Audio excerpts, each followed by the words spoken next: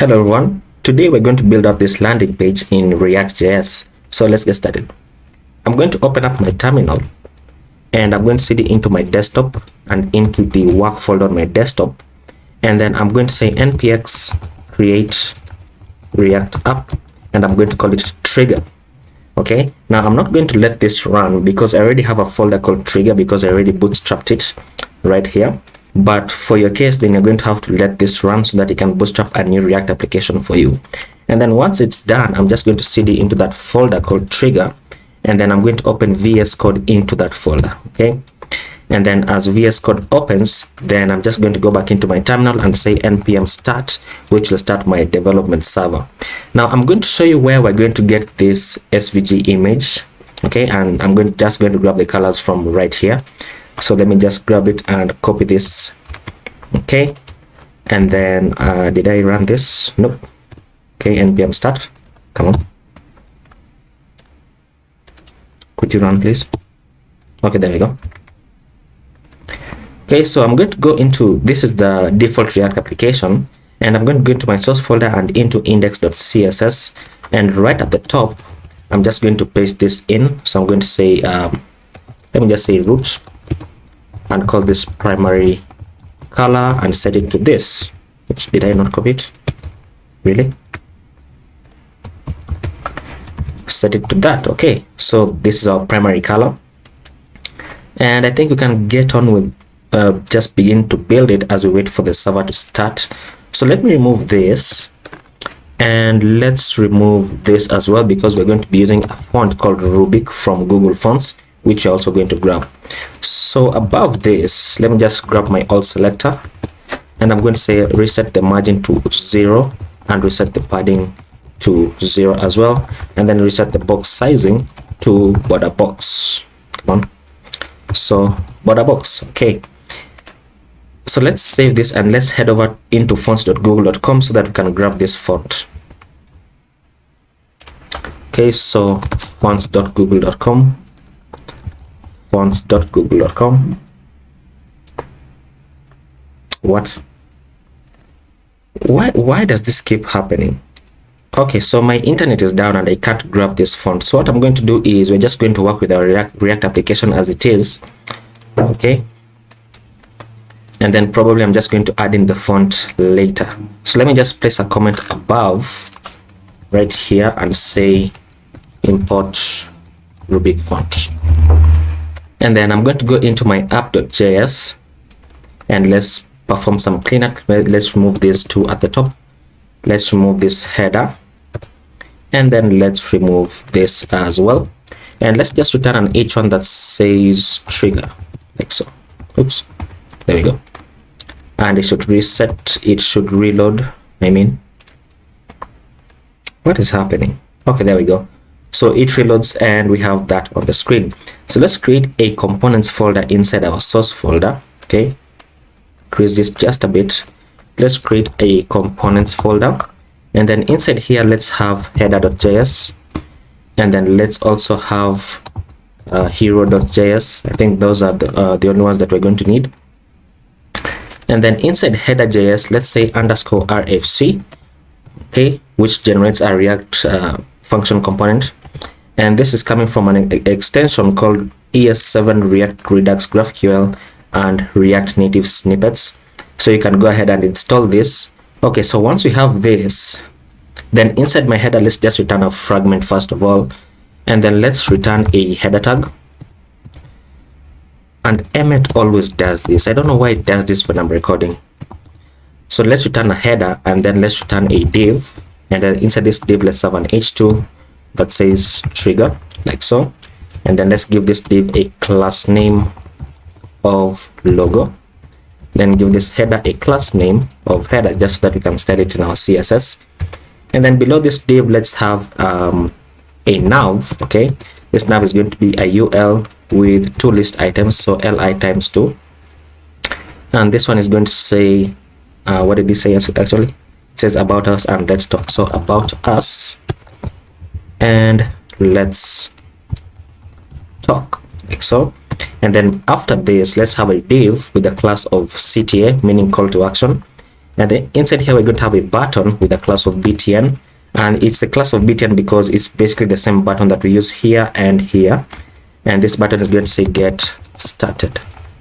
Okay, so this is our header component. Let's just go back into our app.js, and instead of rendering this, then let's just render our header component, and of course let's import it at the top. So I'm going to say import header from ./components/header, like so, and we should see it on the screen right there. Fantastic. Now what we can do is we can go back inside here and we can begin dealing with our hero component. So let's say _rfc. Okay, and then let's have this. Let's remove this. Oops. Let's remove this, and then let's render a showcase with a class of a section with a class of hero. And then inside this section, let's have a div with a class of overlay, and then let's have an h1 that says solve trigonometry problems on the fly. Okay, and then below this, let's have, actually, you know what I can do is I can refactor this so that this becomes a button component, so that instead of having to type this out once again, then I can just render a component. So actually, let me do that. So let's have a button component, and then let's create a new file here called button.js, and then let's just paste this in. Oops, actually not like that. Let's say _rfc first, and then let's return a fragment and then paste this in. Okay, and then let's import this button component at the top. So I'm going to say import button from ./button, like so. And then inside here, let's have a button component, and then let's import it at the top. So import button from ./button. Okay, probably you can call it CTA button so that it's a bit more descriptive, but I think this is okay. And then what I should do actually is these two should be inside a div, or let me just call it an article, like so. And the reason why I'm doing this is because if you look at the way I designed it, then this is one grid and then this is another grid, and that's what I want to do. So this is article, and let's have another article here that says the image. The source for this is going to be coming from the hero image, which I know we don't currently have. And I wanted to show you where to get it, and I can see, okay, my internet is back. So let's go into, where was it? fonts.google.com. First of all, let's grab our font, and our font is called Rubik. Okay, and this font we're going to be using the regular 400 and the bold 700. Let's use the import, and then let's go inside here, inside our index.css. Let's replace this with our import. Okay, and there we go. So this should automatically take effect. Let's look at that. There we go. So our font has changed. But let me show you where you can get this SVG icon, right? So we can go into a website called andro.co, and you can just say browse now, and I'm just going to search for, I think I searched for math. Yeah, there we go. So this is our SVG image. If you want to change the color, then you can just go right inside here, and you can select whatever color that you want, and it's going to take effect, as you can see right there. So you can go ahead and just click on this, and you can download the SVG or the PNG for your you know, whatever reason that you want. But for what I'm going to do is I'm just going to grab this from my Figma, okay, and then I'm just going to export it as SVG. So export this, and then I'm going to export it into my desktop, inside my work folder, inside here, and inside my source folder, and then I'm just going to call this hero.svg. Okay, and it should be right there. So let's go inside our hero, and then let's import this image. So I'm going to say import, come on, import hero from / should be, is it // okay, / hero.svg. There we go. So let's save that. Let's go back into app.js, and then below this, let's render the hero, our hero component, like so. Let's import it. There we go. Okay, and actually what I've done there, I usually do this like some kind of reflex. Okay, so I was saying that if it doesn't give you the option to auto import it, then what you can do is click right here and say Control and Spacebar, which will give you a drop down of the commands that you can perform on that, such as auto importing it at the top. I usually do that subconsciously that I forget to explain it. So let's save that and let's see what we have. And this is what we have on the screen. Okay, so let's place this to the left, rather to the right, and then this to the left, and then we can begin styling this out. So let's go into index.css right here, and then on the body, let's give the body a background color of black and a text color of white. Set the text color to white. Okay, and then see how the image kind of is bigger than the width when you scale it down, and it introduces a horizontal scroll bar. Let's fix that by targeting all the images, and by the image tags I mean this tag right here, so all the image tags. And then we're going to say all these should have a max width of 100%, which just makes sure that, come on, it just makes sure that it doesn't go outside of the container. Okay, so there we go. Fantastic. Let's add should I add a padding on the body? Let's see, let me say padding of 20 pixels all around, just to push it in once. Okay, and then let me remove these bullets. Okay, so right here, let's say for the unordered list, let's say list style tab, set this to none. Fantastic. And then now let's go into the header. So for the header, what I want to do is display flex, okay, which will place them in raw form, and then align item center, which will bring the items down just a bit to the center, and then justify content, set this to space between. Actually, you know what, set this to center first of all, and I'm going to explain why.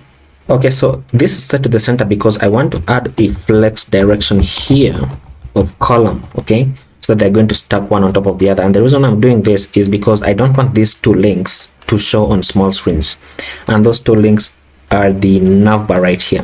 So what I'm going to do is just target the header, the header nav, and I'm going to say display now. Look at that. And then we are going to go into the header nav and actually into the button with the class of CTA. So let's target the call to action button. Let me just place a comment here that says CTA. So target the CTA, target the btn class. Is that how I named it? Yes, so the CTA, and then target the button with the class of btn. Give this a background color of our primary color, which is this. Actually, place it inside a variable, right? Okay, and then add a border radius of 1 pixel. Remove the border, so border, set this to none. Actually, you know what, let's say border 1 pixel and solid, and set this to the primary color as well, primary color. Okay, let's have a padding of 10 pixels on the top and bottom and 20 pixels on the left and right. Change the text color to white. Change the font weight to bold, which is 800. Did I use 800 or 700? 700, so set this to 700. Okay, so let's save this. Let's see what we have, and this is what we have on the screen. And notice how buttons don't usually take up the font family from the body by default, so you would have to specify that. So I'm going to say font family, set this to inherit. I think inherit should work. It works sometimes, it doesn't sometimes. Okay, but this time it has worked. And let's increase the letter spacing so the button is just a bit easier to read, because remember we have set it to a bold font, so it becomes just a bit harder to read. Letter spacing 1 pixel. Okay, fantastic. Let's say font size, set this to 16 pixels and then move it just at the top. That should be good enough for small screens. Should be good enough. And you know what, for small screens, what I can do is, instead of this stacking one on top of the other, I can paste this to the right. So let's go back inside here and then let's remove this. Okay, and then let's set this to space between, which will do that. Fantastic, amazing. Okay, and then let's go ahead and begin styling our showcase, and I call it hero. I'm so used to calling it showcase. So for the hero, let's say display grid, and grid template column, set this to 1 fractional. Okay, add a grid gap of 10 pixels, should be fine. And let's see, and nothing actually changes, which is expected, by the way. Let's just say text align center for everything, which will move this text to the center. Let's target the h1. So for the hero, there's an h1, which I can say font size. Let's increase the font size, set this to 36 pixels. That's fine. Let's say margin top, set this to 20 pixels. Let's set this to 50. And actually, you know what, this is inside a class of overlay, so hero overlay. Okay, let's add a margin on the bottom of this. So margin bottom, set this to 10 pixels to push it away from the button, just a bit, let's say 20. And then let's change this from display grid. Let's actually remove all of this and set this to display flex, and then align it on center and justify content to the center, and then add a flex direction of column reverse so that the image will come first and then the text on the bottom. Did I do it correctly? Come on. You know what? This is hero overlay. It should be on hero overlay class. There we go. There we go. That should be fine. And then now I want to target this image because I just want to reduce its width just a bit. So hero overlay img, set this width to, let's say, 80%. Reduce it just a bit. Okay, looking fantastic. Let's add a margin on the top. So margin top, set this to 50 pixels, which means I can remove, actually this is fine, this is fine, that's fantastic. Now on the overlay I want to add a very slight background color. So let me add a background color of 666. Actually, what is it? It was hashtag 666. Was that it? It had some 40% opacity. So let me just change this to HSL so that I can add opacity at the end. Come on, of 40% opacity. There we go. So that we're going to have this. Let's have padding on this. So let's say padding to 20 pixels on the top and bottom. Actually not, 50 pixels on the top and bottom, 20 pixels on the left and right. Come on, this should be pixels. And then let's add margin on the top so that it pushes away from the header right there.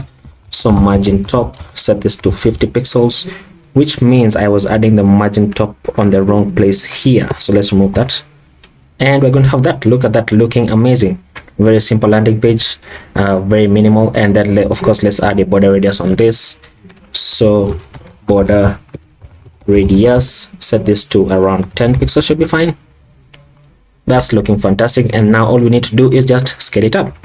So let's do that right away. And I'm going to add a media query, and I'm going to say for a min width of 992 pixels, then I want the hero and the overlay class. Okay, set this to flex direction row so that it's going to go like so.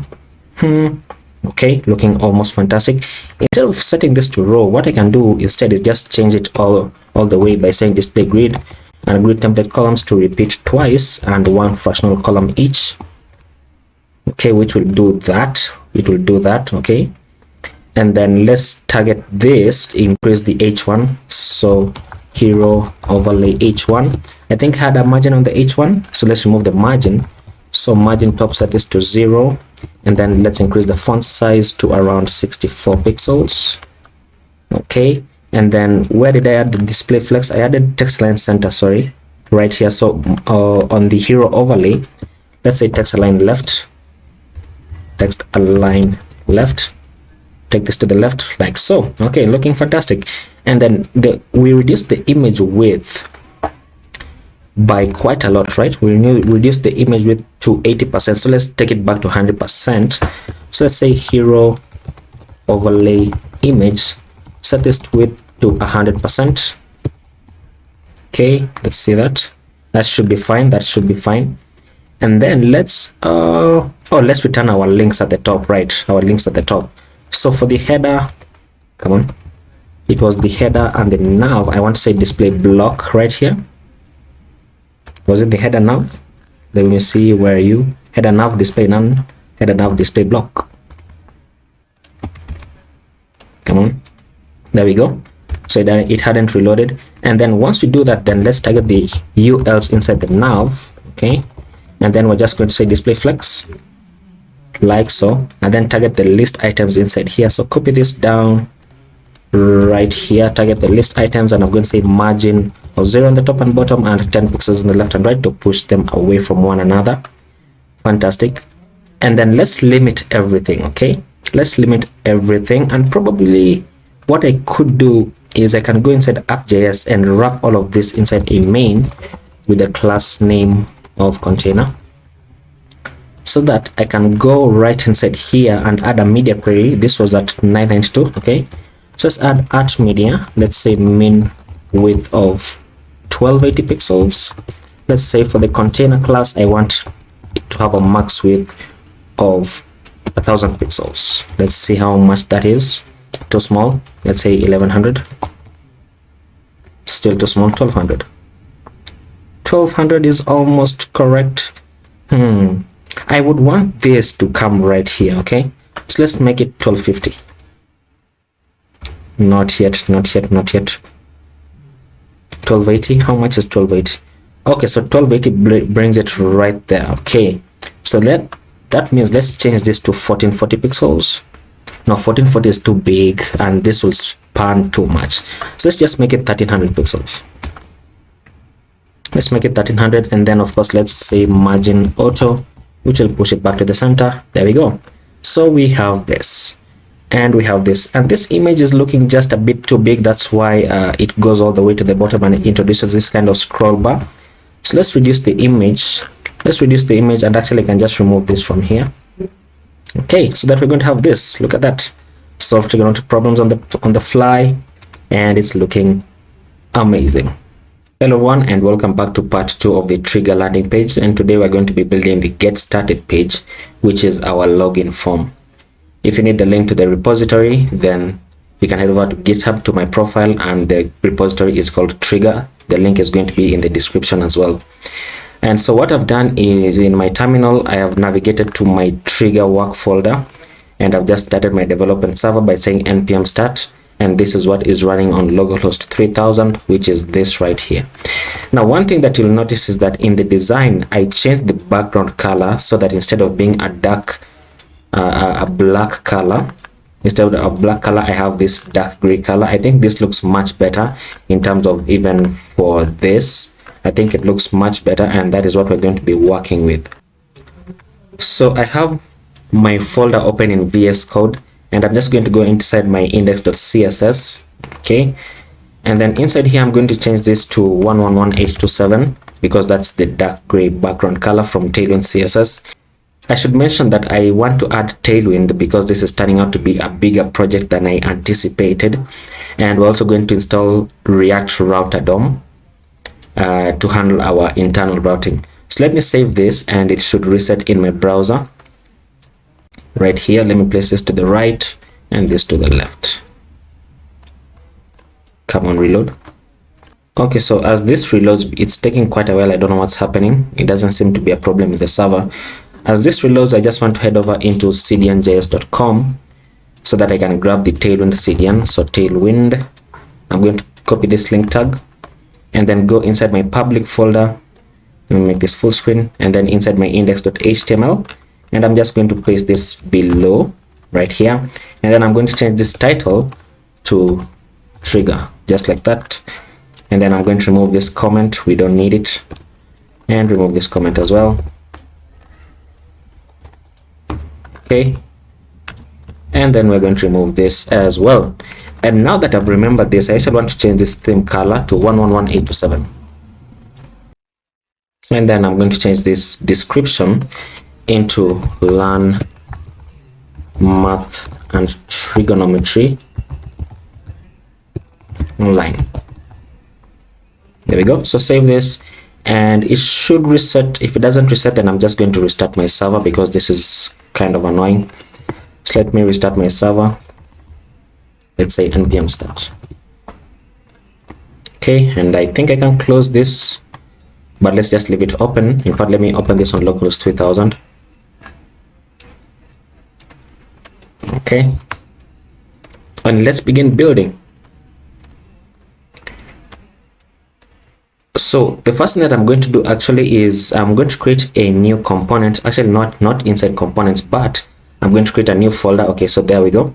So I'm going to create a new folder here called pages, and inside pages I'm going to add get started.js. okay, and then inside pages still, because we're going to add more pages, I want to add an index.js file, and I'm going to explain why. And then inside components as well, I want to create a new file and say index.js. okay, so I'm going to close these two index files, and then inside the get started, I'm going to say underscore RFC. Once again, this is coming from an extension called ES7 React Redux and GraphQL React Native Snippets, so you can install this extension right here.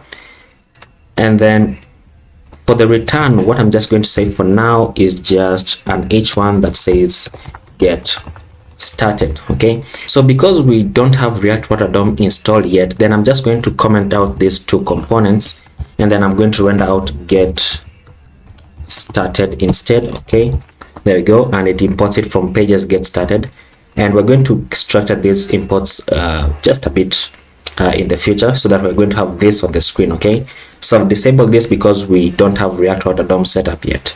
So inside get started, what I want to do is let me just check what I had in the design. I've forgotten. So we have our image here to the left, and then we have our form to the right. Okay, so let's do that right away. I know this image is available to us, so what I'm going to do is at the top I'm going to say import hero from // actually is it // and it's called hero.svg if I do remember correctly. And then inside here I'm going to return a section, and then inside this section I'm going to have an article, and then inside this article is going to be my image, and this image, the source is coming from hero, like that. The art is going to be hero, and the title is going to be hero, like so. Fantastic. And then below this article I want to render another article, and then this article is going to have our form. Now this form, I'm not sure how I'm going to do it yet, but it's going to be our kind of login form where we're going to do some authentication, and then we're also going to add the ability to log in with Google because it's much easier these days. So this first one is going to have, actually this should be a label. Come on, I can type. So label, this is going to be for username. Okay, and then below this we're going to have an input with a type of text, with a name of username, with an ID of username, like so. And then below this we're going to have another label with an HTML for email, like so. And then we're going to have an input with a type of email, with a name of email, with an ID of email. And let's add a placeholder that says enter your email address ... And then let's have this as placeholder as well. Let's add a placeholder that says choose a username, and then let's set this to required. Okay, and then let's set this to required as well. And I've just remembered that I need a password input as well, so HTML4, let's call this password. Below this label let's have an input with a type of password, like so, with a name of password, with an ID of password, with a placeholder text that says choose a password, and then set it to required as well.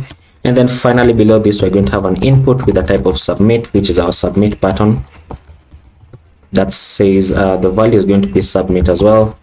And actually no, that's actually it, because this is not technically a button. And you know what, this is not what I wanted actually, because this would mean that I would have to style it out again. So instead what I'm going to do is create a div with a class of CTA, and then inside here we're going to have a button with a class of btn, because remember we have a button component, and this button component is a div with a class of CTA with a button with a class of btn, and that's our green button. So I just want to reuse that. And you know what am I doing actually, because instead of doing all that I can just render out the button. But then again I'm not thinking, because this is not a submit button. So let's do what we had. Sorry for that. Let's do this, and then we can have the type for this to submit. There we go. So let's save this. Let's see what we have on the screen, and we're going to have this, and of course it autofills that, which I don't like. So let's go inside each of these inputs, here and here.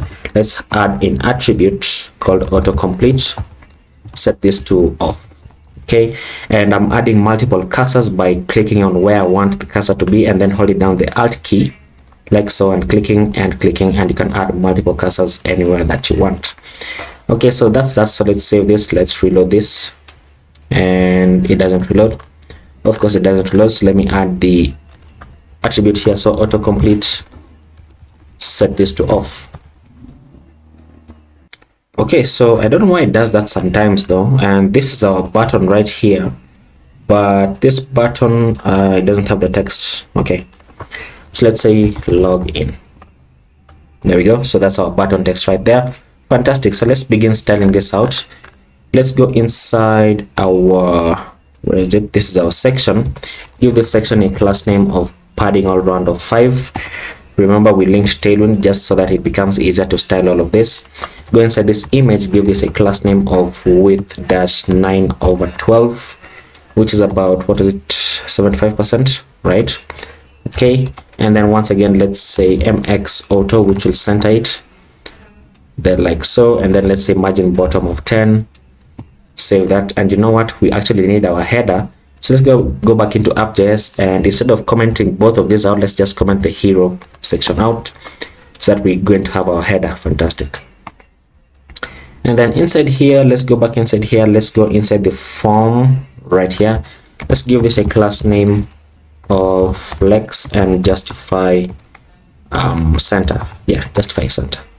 There we go. And then of course flex direction should be column, so flex call like so. And then let's go inside each of these inputs. So I'm going to add multiple cursors once again. So click right here, hold down the alt key, click this, and on this give all of this a class name of margin bottom of 5, of rounded, and of a slight box shadow, padding on the y of 2, padding on the x of 6. Okay, and then let's say that the text should be green dash 500.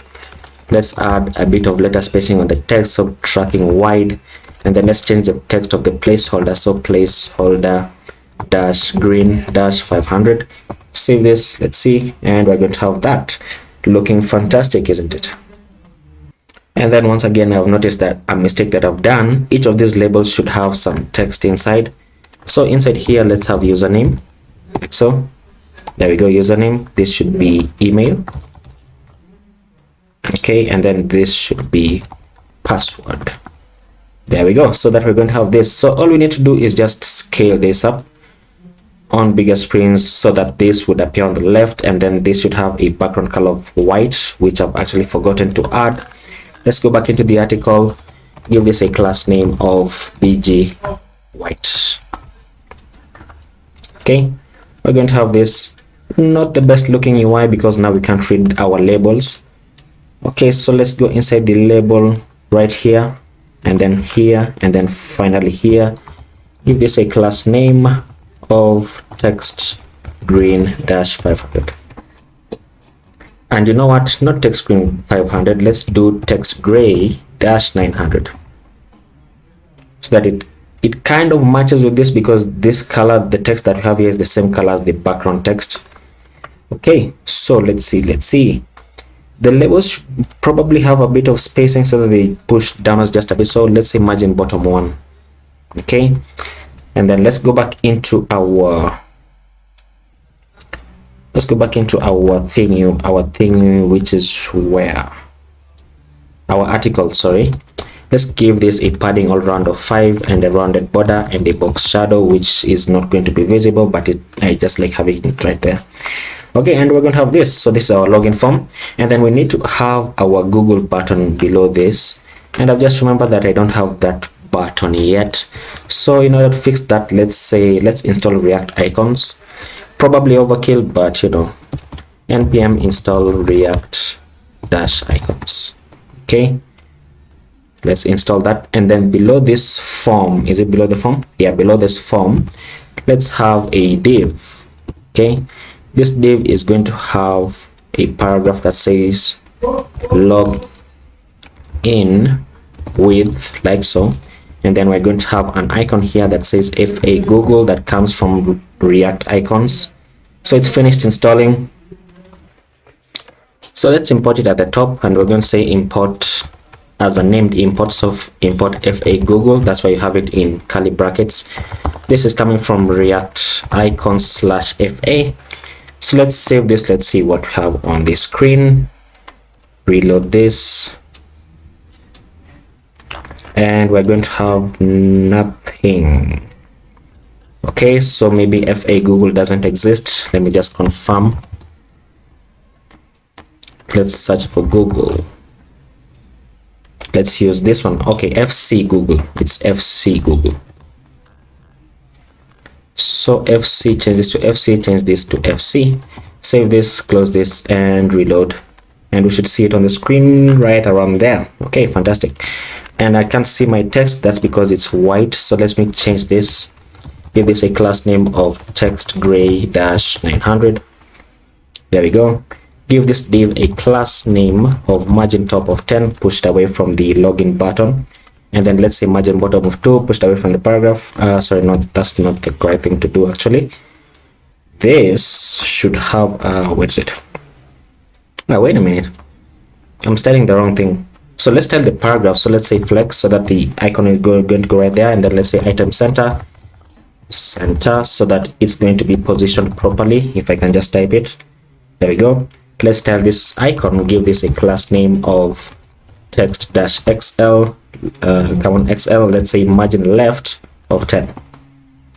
There we go. Login with Google, and probably this would link to somewhere else, but we're going to add that in later when we start dealing with our logic for the kind of backend. We're not really going to create a full-on backend.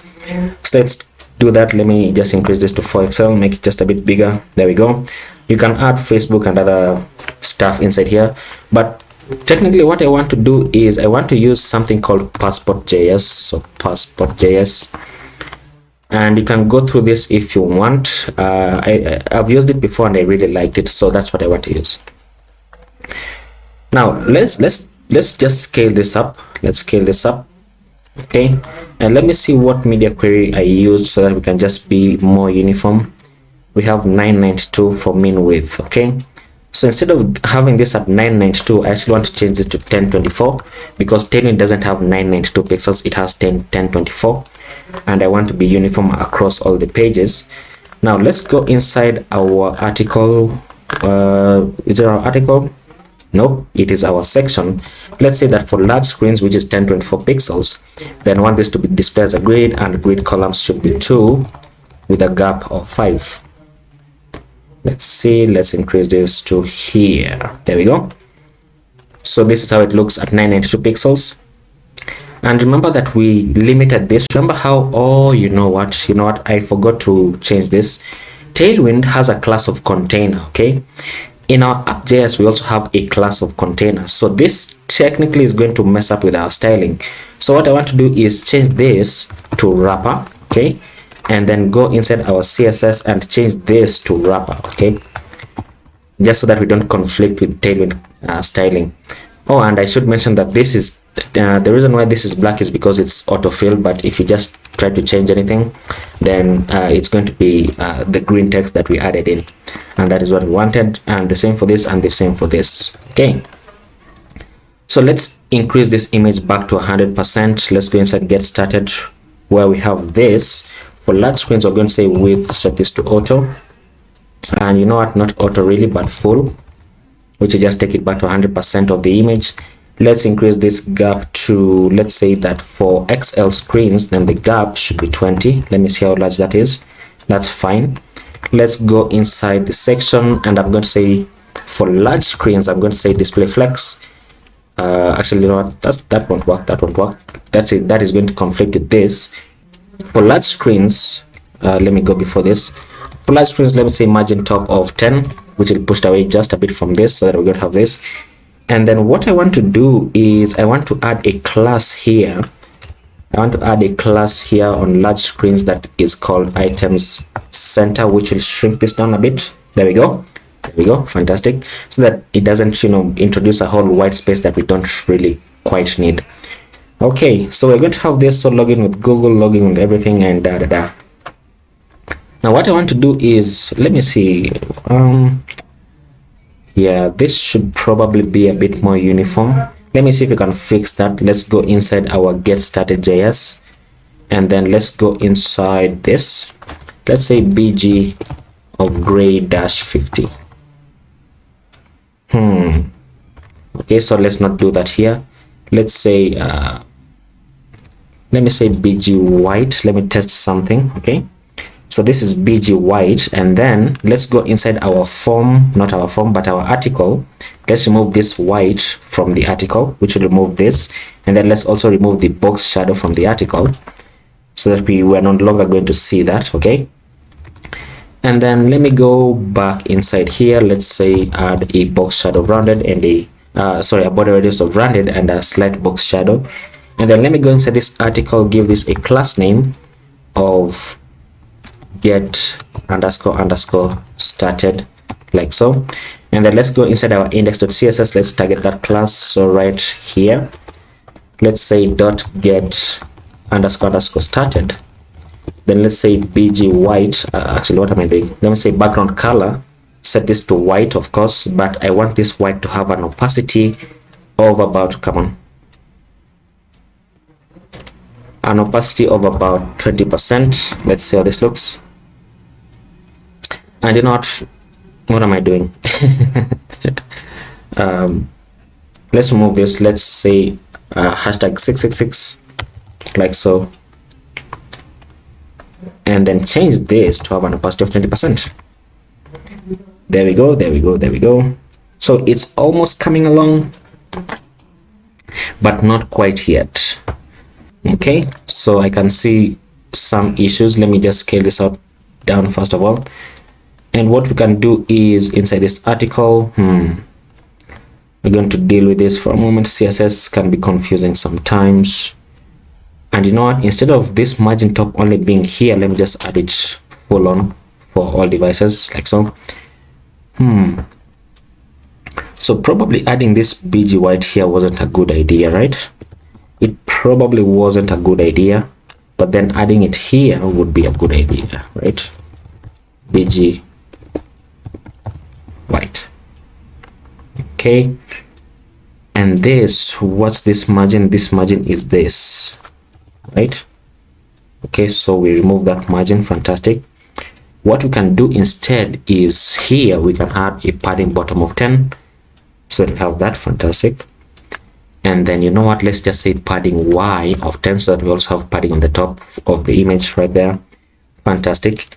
And then here, instead of this border radius being on the top as well, we can just say rounded dash bottom, so that there's not going to be a border radius on the top, but on the bottom it's going to be there, like so.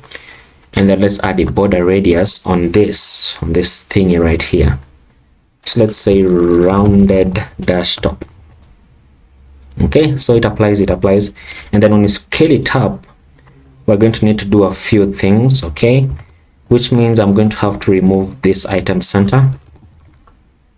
Okay, and then I'm going to have to remove this gap of 20. Right. Why is there still a gap of 5? Actually, well, it's right there. I mean, come on. So gap of 5, we're going to have that. And then what we need to change now is for large screens, then we need to say that for large screens, then the rounded should be on the left. Wait, is this the form? This is the form, so the rounded should be on the right. Okay, and then for this right here, then we say for large screens, then the border area should be on the left. Okay, so we are going to have this, and then let's add a padding all round of this. Where did we have a padding? Right here. So let's say that for large screens, let's have a padding all round of 10, which will just do that. Look at that, became fantastic. And then let's move this form downwards. Okay, so let's go inside here, inside this article. Actually, not inside the article, but inside the form. Let's say that for large screens, let's have a margin top of 10 actually. 10, let's say 20, so that it's almost the same size as the image, and we have that. Let's have a padding on the x-axis of 10. Push this inwards a bit, of course, and I need to add it. Instead of adding it here, let me add it here. That says larging on large screens should be what I said, padding on large screens should be 10. I reverse the words so that this also pushes inwards. Okay, and we have that. Look at this form, looking amazing, looking fantastic. Now, probably this contrast isn't all that great, right? This contrast isn't all that great for the inputs. So what we can do is we can go inside this input. So right here, the first one, click on this. The second one, hold down the alt key and click on this. We can have a border bottom and a border gray of 900. Okay, let's see how this looks, so that we can't have this. So instead of this saying border B, let's say border -2. Make it just a bit thicker. Border B-2, that's the class. There we go. We're going to have this, and then let's say rounded. Let's remove this class of rounded. Remove this class here. Remove this class. Oops. And then remove this class of the input as well. Okay, so we're going to have that so that this line doesn't look as if it's curved. And then let's remove the box shadow. So remove this and remove this and remove this. I'm selecting them by using Ctrl and D. Okay, so let's remove those, and we're going to have this. Okay, I think this looks much better. This looks much better in my opinion. Probably we need to remove this kind of padding. We need to remove that padding. Let me just see how it looks on smaller screens first of all. Yeah, let's remove the padding. Let's remove the padding on the input, and the padding on the input is the padding X of 6. So let me just select this and then Control D to select the next one, and then Control D to select the next one, and then you can remove this. Okay, so that we're going to have that. It's a bit more uniform, bit more readable, and much more tolerable. And that is our get started page. So in the next video, what I want to do is set up our React router, because I want to be able to navigate between these two pages. Because what will happen is, because I've disabled this, if I enable it once again, then this happens. So we have our hero section, and then we have our form menu immediately, and we don't want that. And of course, the reason why this is inside just a bit is because we have a padding on the X of our section. So let's remove that as well. A lot of tweaking here and there, but you know, let's say for that screens, then the padding should be 0. A lot of tweaking, but you know, it still works. And of course, remember that we added a border radius manually here, and we have added this using Tailwind, so that's why it kind of doesn't jive all that much. Okay, so that is going to be it. Now what I want to do in the next video is I want to install React Router DOM, and then I want to also implement it, because by the way, I should mention that the reason why our logo now looks smaller is because of Tailwind. It resets some of the styling. Okay, so don't worry about this. We're going to fix this when we're dealing with the React Router DOM and dealing with our navigation. Okay, so that's going to be it for this video, and see you in the next video. Okay, welcome to part 3 of the Trigr landing page, and in this video I just want to install and set up React Router DOM so that we are no longer going to be seeing these two components on the same page. So I'm going to go back into VS Code, and I have my server running on localhost 3000 already. Okay, so you can go ahead and do that. And by the way, I should mention that if you want the source code, then you can head over to my GitHub. I'm going to leave this link in the description as well. The repository is called Trigr, this right here, and you can clone this. You can clone this right here, and then you have to run npm install and then npm start. Okay, so let's go back inside here, and let's begin by changing this. We need to style this out a bit better so that it becomes bold as it was in the first video. Remember, in the last video I added Tailwind, so that's why some of the styling has reset. So let me place this right here, and then we can begin. So I'm going to go inside my header component, and inside this h2 I'm going to give this a class name of font-bold, and then let's say text-xl. How does that look? Let's say 4xl to make it bigger. Okay, that's too big. Let's say 2xl. And then let me go inside this button, because I need this text to be smaller. So inside this button component, oh, it has a class of btn, so let me go inside my index.css right here. Let me find the class of btn, which is this one right here. Okay, so right here, font size, I'm going to change this font size to 14 pixels. Okay, and then I'm going to reduce this padding. So let's reduce this padding, let's say around 8 pixels on the top and bottom, and 10 pixels on the left and right. How does this look? That looks fine. Okay, the reason I'm reducing it is because on extremely small screens I don't want this button to take up the entire width. Okay, and then I'm going to increase it. So let me just add a media query right around here. Of course, I'm going to say target the .cta class and then the .btn. I'm going to say font size, increase this to 16 pixels, and then let's say padding, and take it back to 10 pixels on the top and bottom and 20 pixels on the left and right. And let's see how this looks right around here. There we go. Okay, so that's looking fine. Now the next thing that I want to do is open up my terminal in VS Code. You can do that using Control and tilde or Control and J. And then I want to say npm install React Router DOM.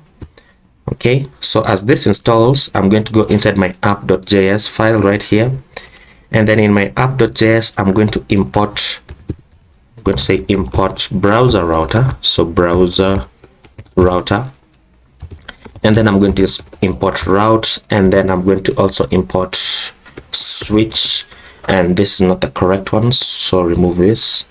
So I'm going to say browser router. This is coming from React Router DOM right there. Finished installing. Fantastic. And then I'm going to grab all of this. I'm going to grab all of this and set up a new tag here called browser router. Okay, open and close it. And then I'm going to paste this in. Okay, but this is just a bit different, and you know what, so that it's not all that confusing, I'm going to comment this out, and then I'm going to say the first thing that I want to render is the header. And the reason why I'm rendering the header, come on, outside of a route component is because I want the header to appear on every page, no matter the page that I'm on, right? And then I'm going to set up my switch component, so switch first of all. Okay, and then I'm going to start setting up my route. So the first route is going to be going to the /, which is my home page, and then I'm going to add an exact prop here, and for this home page I want to render the hero component. That's it. Now the reason why we have the exact prop here is because I want to make sure that only when we are on the home page should this render, and I'm going to explain why we need that once we create this second route. So this second route is going to be going to a path called /get started, like so. I'm going to close this out, and I want to render the get started route. Right now, the reason why we need this exact prop once again is because only when this path matches the / should this render. Now when you look at this, technically this also has a /. So if I remove this, look at this, if I remove this, let me save this and let's reload this just to make sure that it reloads properly. Look at that, we are on the home page, right? We are on the home page and we don't show the get started page. So that is correct. But when I go to / get started, look at this. Even though we are on the get started page, look at this, we don't see our get started component. Instead, we still see our home component, and this is not what we want, right? So look at this, when I come back inside here and add the exact prop, now look at this, now we see our get started component and we don't see our home page component. So that is the reason why we need this right here. Okay, now we have reset some of the styling inside here because of this main class wrapper. So let me see if I can grab these two routes and then have a main with a class of wrapper inside here, and I hope this will still work. It should still work. There we go. So we have that, and of course we need the header as well to be inside the class of wrapper. So let me move this above this, and then let's move this sorry, not that one but this one, let's move this down. I think that should still work. Yeah, it works correctly. Okay, so let's go back into our home page. Fantastic. Now what we need to do is actually set up this navigation so that it works, right? So let's go back inside our header.js, and we have an about us page which I have not created. We have a let's talk page which we have not created either, but we need to add the get started route. So this is not actually the correct component. We should be inside the button component. Now what I'm going to do is I'm going to remove this, okay, and then inside here I'm going to render a link component, and instead of link I'm just going to render nav link actually. So nav link, this is going to be going to / get started, which is the route that we have created. So this nav link is like an href, and then is like the anchor tag actually, and then the 2 is the href, and this is going to / get started, and I'm just going to say get started. Okay, and then we need to import this because it's coming from React Router DOM. So I'm going to say import nav link from React Router DOM. Save this, and this should work. Let's see, get started, and there we go. So we have our get started page when we click on it, and then we need to be able to go back to the home page when we click on this logo. So let's go back into header.js, and then let's grab all of this. And you know what, instead of grabbing all of this, actually I can just do this. I can just render the nav link inside here. Nav link to this is going back to the / page, and then I'm just going to say Trigr, like so. So save this, and let's see, nav link is not defined. Of course I always forget to import it, so import this from React Router DOM, and I've done that by saying Control and space bar, which gives me the options that I would normally have, such as to auto import it. So when I click this, it auto imports it. So save that, and then let's go back into, come on, it does that sometimes. So when it does that and you fix the error, just reload it. So yeah, on the get started, okay, we can go back to our homepage. There we go. So look at that, get started, really, get started, and then homepage. Now I've just noticed something. Notice how I'm clicking on this button but nothing is happening. That's because the link is actually on the text and not on the button. So let's change that. Let's go back inside here, and then let's move this upwards, and then let's remove this text from here, and then let's move this right here, and then let's add the text get started, so that now it's going to be wrapped inside here. Okay, so let's see. Now when I click on this, I should go to get started and then Trigr. There we go. So that's looking fantastic. Now let's just reset this a bit. Let's add the font size for this, for the header, for the logo, sorry. Let's save that for large screens, then the text should be 4XL. Okay, and then let's fix this as well. Let's go inside our showcase, which is, where is it, the hero. I usually call it showcase. Let's give this a class name of font bold. Come on, font bold. Okay, yeah, that fixes it actually. And there we go. So that's it for this video, and in the next video we're going to deal with our contact us page. And you know what, instead of postponing it, let me just create the routes that we're going to need. So we have our get started. Let me add a route. The path for this is going to be / contact us. Okay, and then it's going to render our contact us page. So contact us that we don't have, by the way. And then another route, the path for this is going to be / come on, / about us, and then it's going to render the about us page. Okay, so let's create these two components. Inside our pages, let's create a new file called contact us.js, and then let's say _rfc. Let's return in h1 that says contact us, and then let's create another page called about us.js. Let's say _rfc, come on, and then let's return an h1 that says about us. Okay, so let's save that, and then let's bring in these two components right at the top. So now I'm going to copy this down, change this to contact us, and then change this to about us. There we go. So save this, and then let's see if this would work. But it doesn't technically work because we need to change these links. We need to change these list items into links. So let me grab this. Let's say nav link. So I need to render nav link. This is going to / about -us. Come on, I keep writing use. So nav link, this says about us. Okay, and then let's grab this. This is nav link. This is going to / contact -us. Okay, and it says let's talk. Okay, and this is important. Fantastic. So let's save this, and let's see. When I click on this, we have about us, and then when I click on this, we have contact us, and there we go. Now another thing that I do want to do is inside the app.js, I want to render an error page, right? So let me create a new page here called error.js. Error.js. Okay, let's say _rfc, and let's return an h1 that says error page, and then below this let's have a nav link that goes back to the home page. So I'm going to say back to home page, and then we need to import this as well. I keep doing that. Okay, so let's save that, and then let's create the route for the error page. Now the route for this is going to be a bit unique because the path is going to be a wildcard, right, an asterisk, and we're going to be rendering the error page, right? Error page right there. Now what this means is that every other route that is not listed here is going to match the error page, and that is what we want. Now let's just import the error page. Come on, I thought I imported it. Does it? No, let's just copy this down. Let's change this to error, like so. So let's try it out. Let's go to a path that doesn't exist, right? And we should see error page and back to home page, and when I click this, it should take me back to the home page. Fantastic.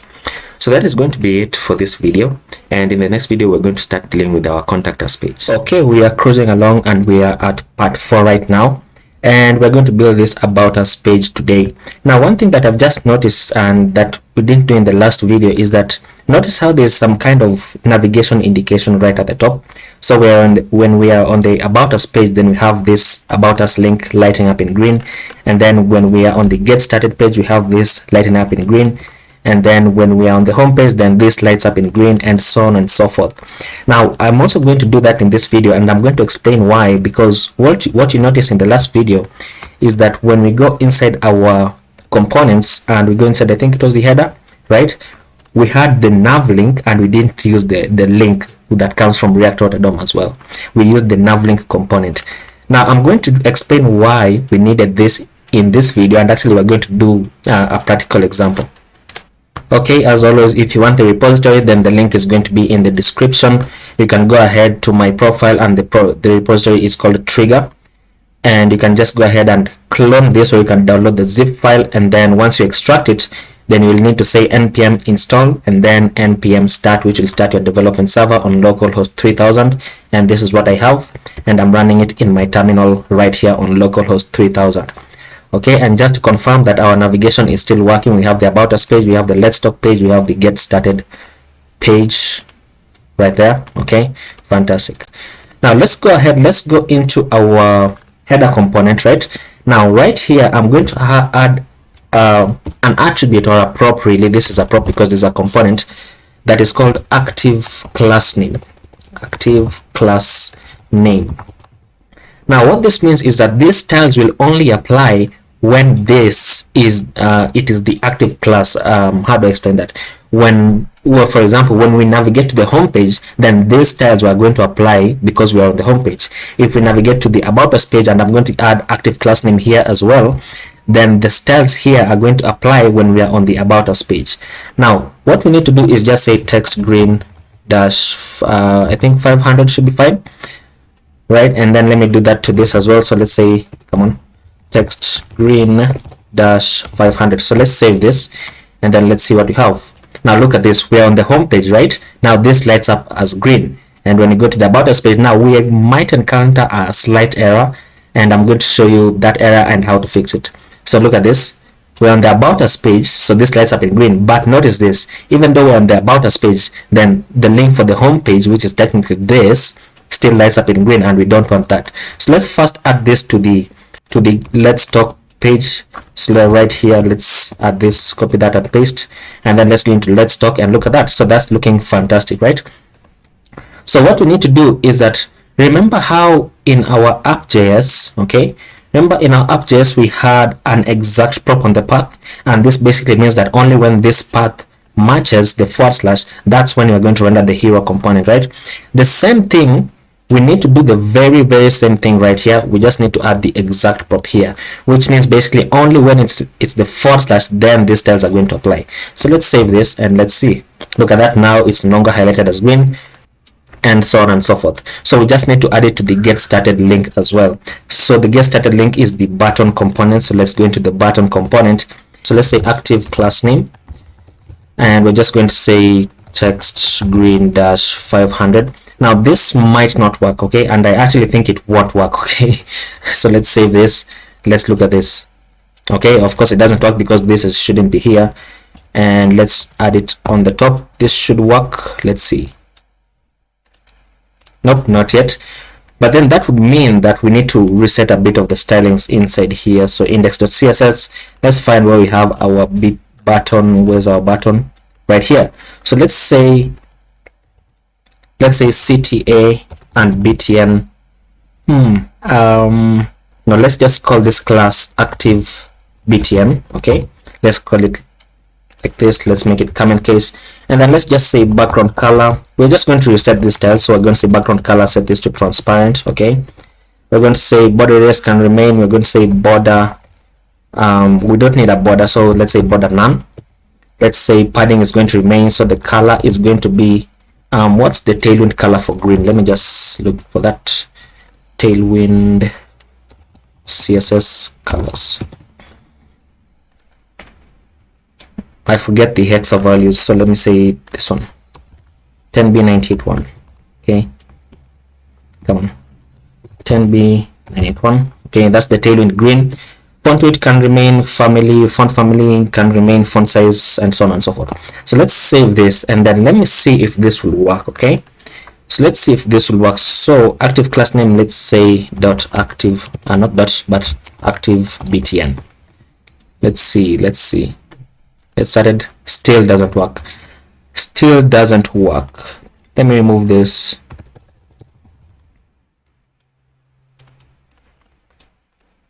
So now technically this applies, okay, that applies, but we don't still have the button class. This doesn't seem to apply. So what I'm going to do is this styles inside here, I'm just going to remove this class name of btn, and by there I'll just move this to the other side. Okay, I've just moved it before the active class name.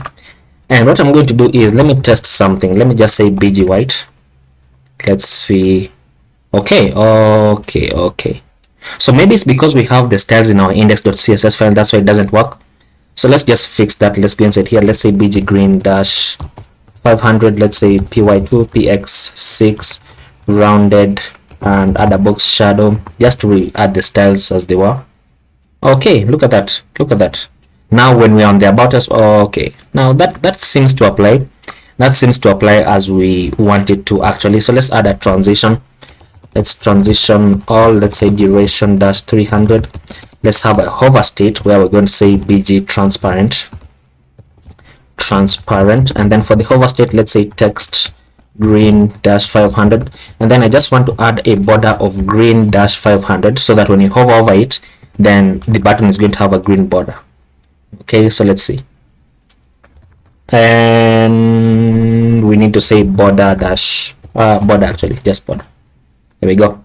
Fantastic. Yeah, I think that looks much better, and it works as we expect it to work. So let's go into the about us page and let's begin building. So let's go into our about us with our about us page right here, and then we need to import an image which we don't currently have. So I'm going to just say import about from ..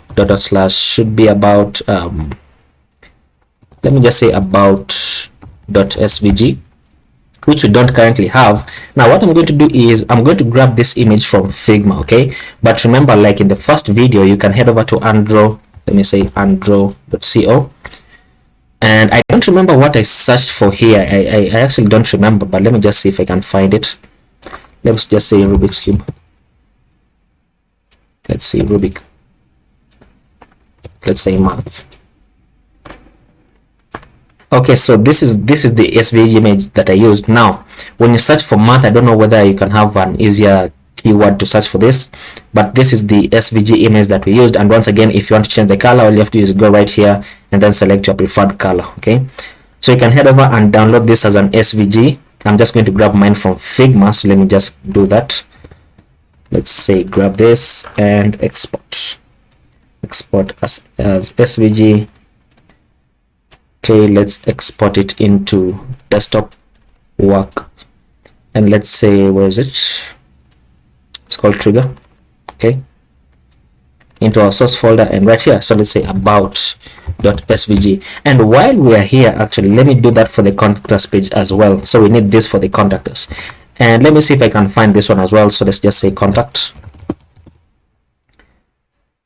search for that, and here it is. So this is the SVG image. Once again, you can change the color to your preferred color. Fantastic. So let me grab this. Let's say export this as SVG. Let's say contact. Okay, fantastic. And I think those are all the SVG images that we are going to use in this project. Now let's go ahead and close this, place this to the side, and let's begin building. So we have about.svg. Where is it? About.svg right there. And probably you want to put these images into a folder so that they don't clutter your workspace. So let's return a section inside here. And you know what, actually, by the way, you know what, this is most likely going to be the same way as our hero section. Okay, so let me go into components. Let's go into hero. Okay, let me copy all of this. So just grab this, and then let's go into about us. Let's return this. Okay, probably I'm going to change these styles. I'm still not sure. Let me see what I had for the hero styles right here. Where's the hero? We have hero overlay and okay, so let me not return these class names, and then of course we don't want this h1, and of course for this section we want the image to come first.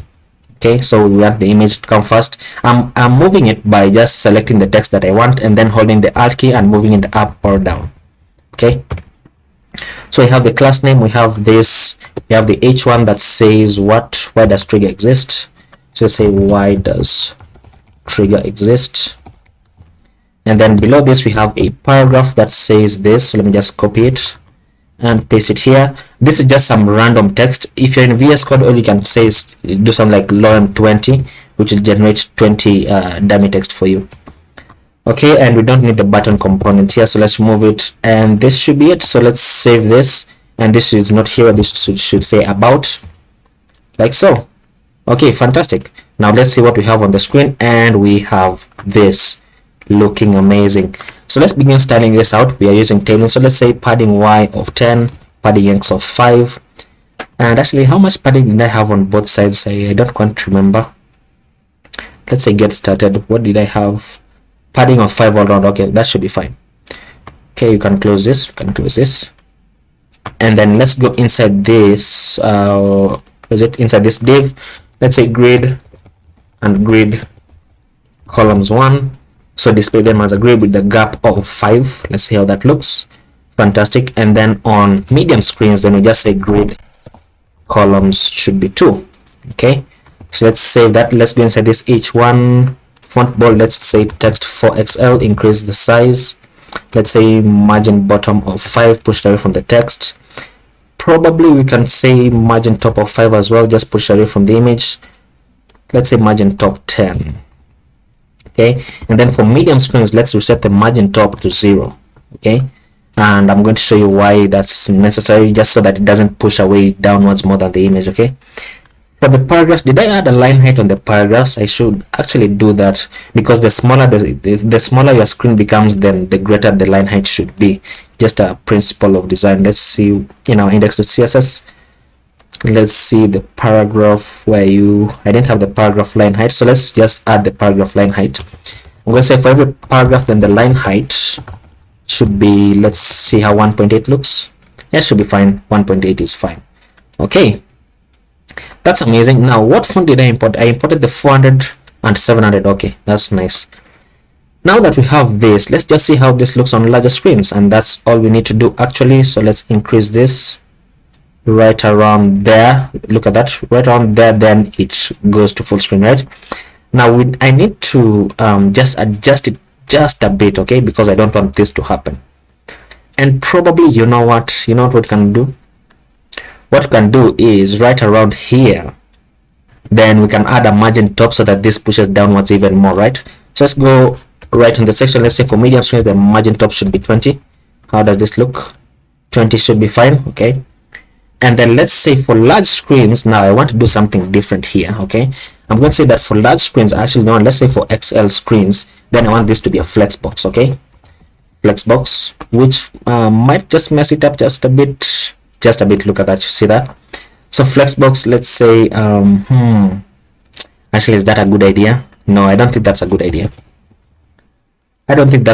What you can do is just say item center so that this moves downwards. So let's say that for large screens, let's say items dash center, which will push this downwards. There we go. So we have that. Let's say for large screens, once again, let's increase the gap to 10, the grid gap to 10. There we go. And what else? Yeah, I think that's actually it for this. I can't think. That's it for the about us page. So we have the home page looking fantastic, and probably I want to remove this background. I'm starting not to like this slight background. So let's go into index.css and let's go inside. Where is it? Should be the hero overlay. Let's just remove this background color. I'm starting not to like it because it interferes with the flow of the entire page. Now probably I did something wrong, because as you can see, this color is not matching with this and this and this and so on and so forth. That's because we switched to Tailwind after we had our global CSS. Okay, so I might fix that in another video, but not this video, because it will involve quite a lot of tweaking here and there and so on and so forth. So in the next video, we're going to deal with our contact us page, and I hope to see you then. Hello everyone. So between now and the last video, I actually deployed our project to Netlify. So if you head over to trigger.netlify.app, then you're going to find our project being hosted on that website. So we have the about us page, which we did in the last video, with the next page, which we are going to do now, and then we have the get started. Now I thought that was necessary to mention because of something that we're going to do in the future, which I'm not going to say right now. So if you want to deploy your project as well, you can head over to Netlify. You can create an account, or you can log in if you already have an account, and then you can just say new site from Git, and you can select the repository that you want from your GitHub, or from whatever Git provider that you're using. So that's that. And once again, if you want the repository, this is the link to the repository. It's going to be in the video description. You can clone it, or you can download the zip file, and then you'll have to run npm install and then npm start. So in this video, I want us to deal with our contact us page. Okay, now my development server is already running on localhost 3000.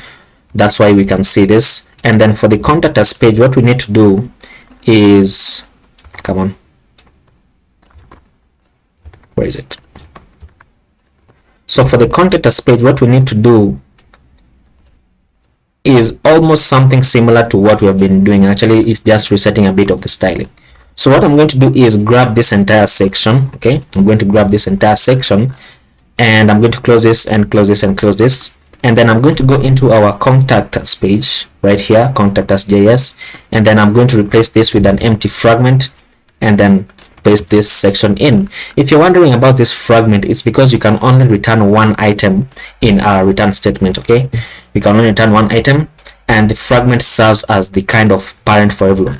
You can return the section here as well, but I just don't like doing that.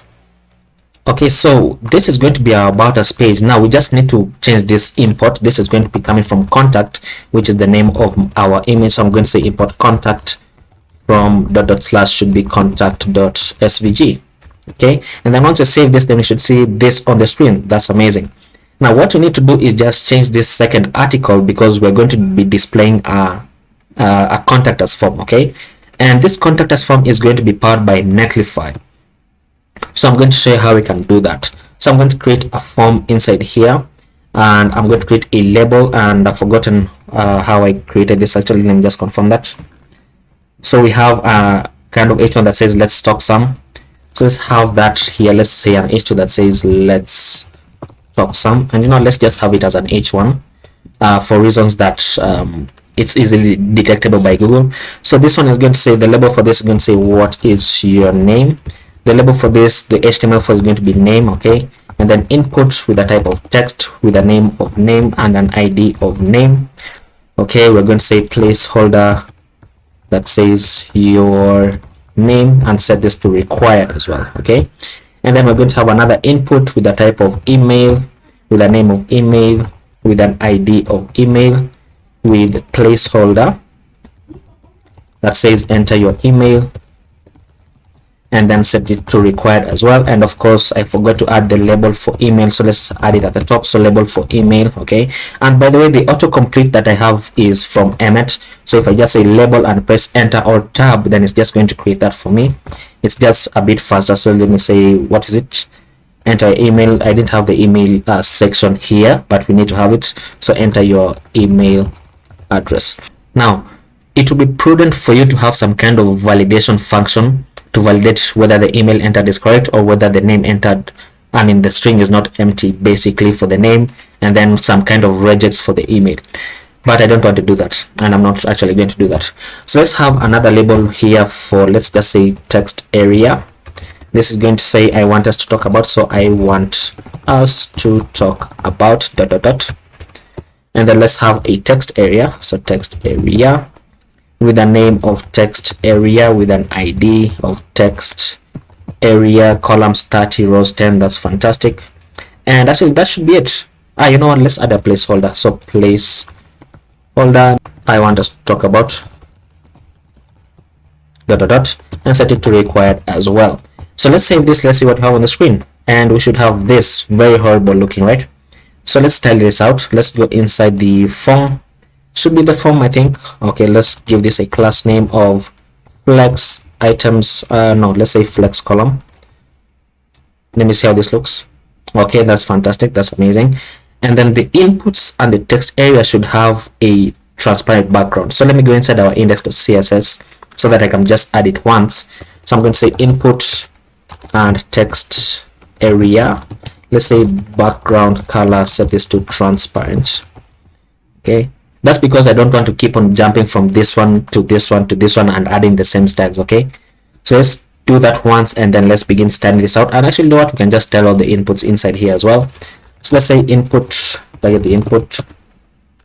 We're going to say border dash bottom, and I'm going to say solid, let's say 2 pixels, solid and white. So the other looks okay, fantastic.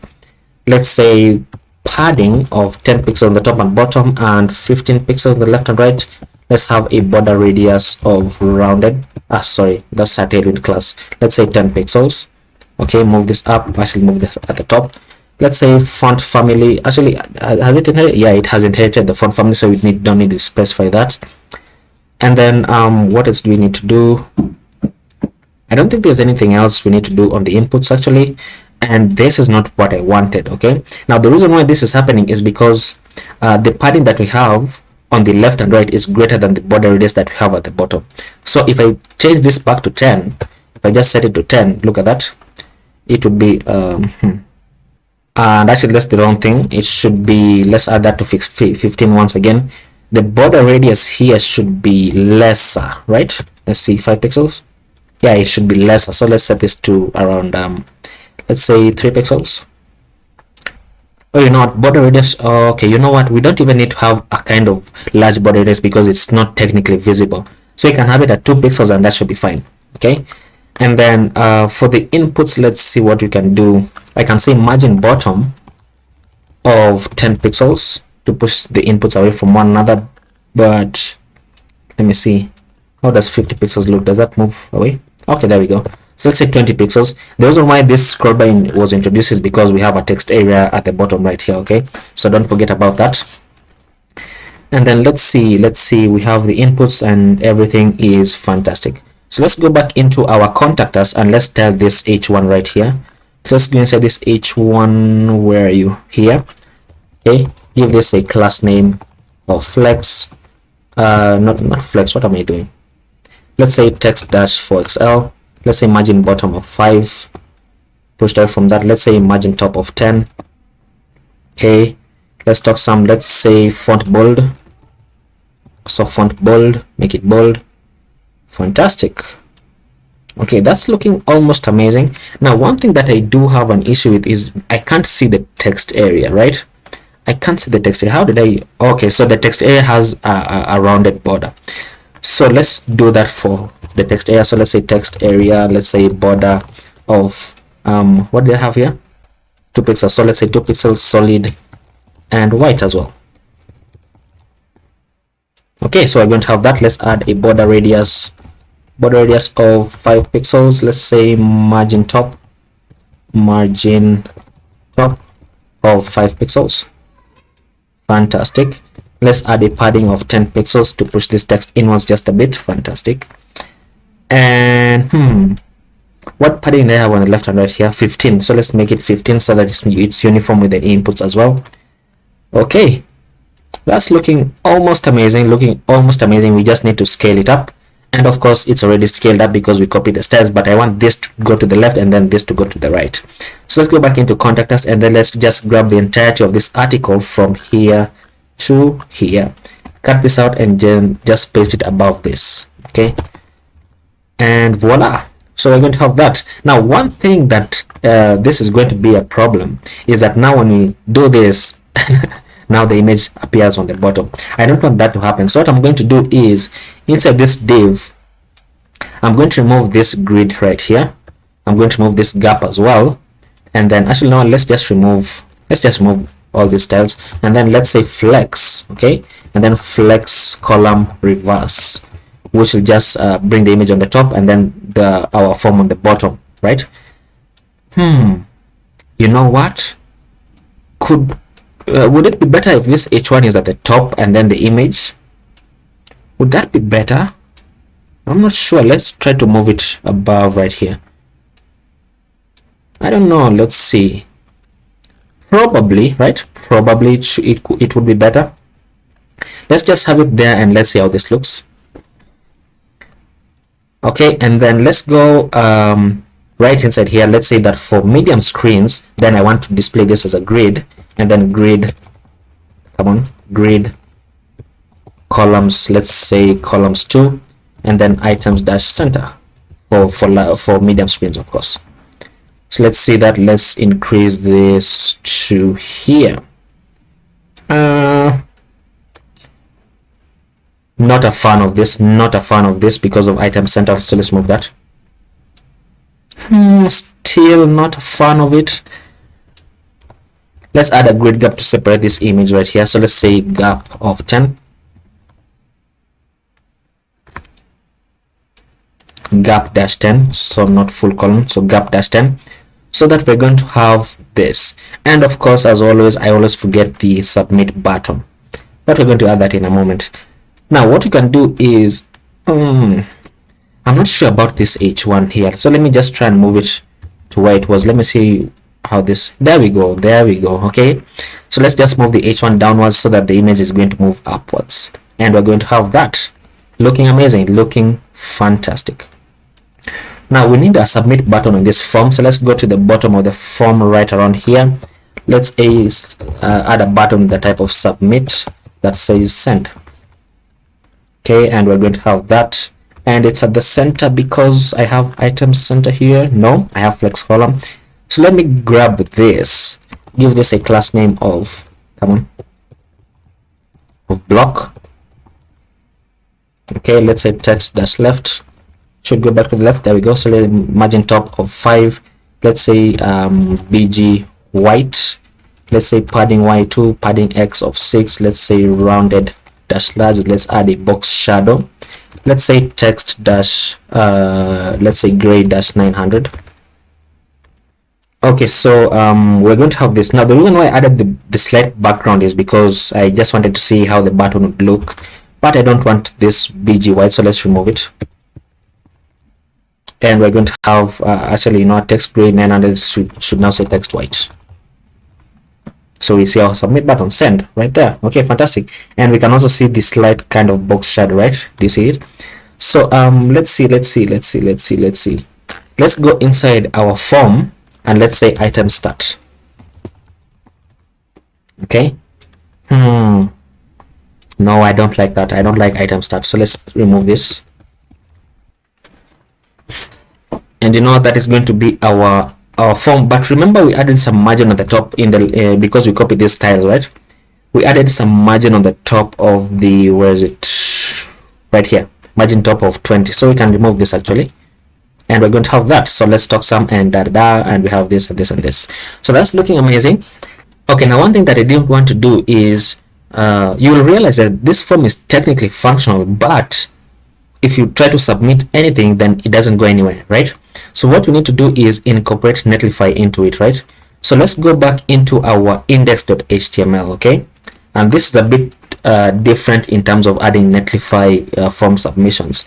But let's go into index.html right here, and I think I'm just going to go in the body, and I'm just going to say contact form, place a comment, so contact form, and you can place a comment by control and /, just like that. It's a toggle. Okay, and inside our index.html, we're just going to create a similar form to what we had in our contact us, right? So I'm going to create a form inside here, and then I'm going to create an input with the type of text, with the name of name, with an ID of name. Okay, we had a label, right? This is label for name, and what did it say? It says, what is your name? So what is your name? Now one thing you'll notice is that now we're in HTML, so this is a label 4. But when we go inside JSX, then this becomes label HTML4, and the reason for that is because JavaScript has a keyword of 4 that we can't use inside here. Remember, JSX is just JavaScript in XML.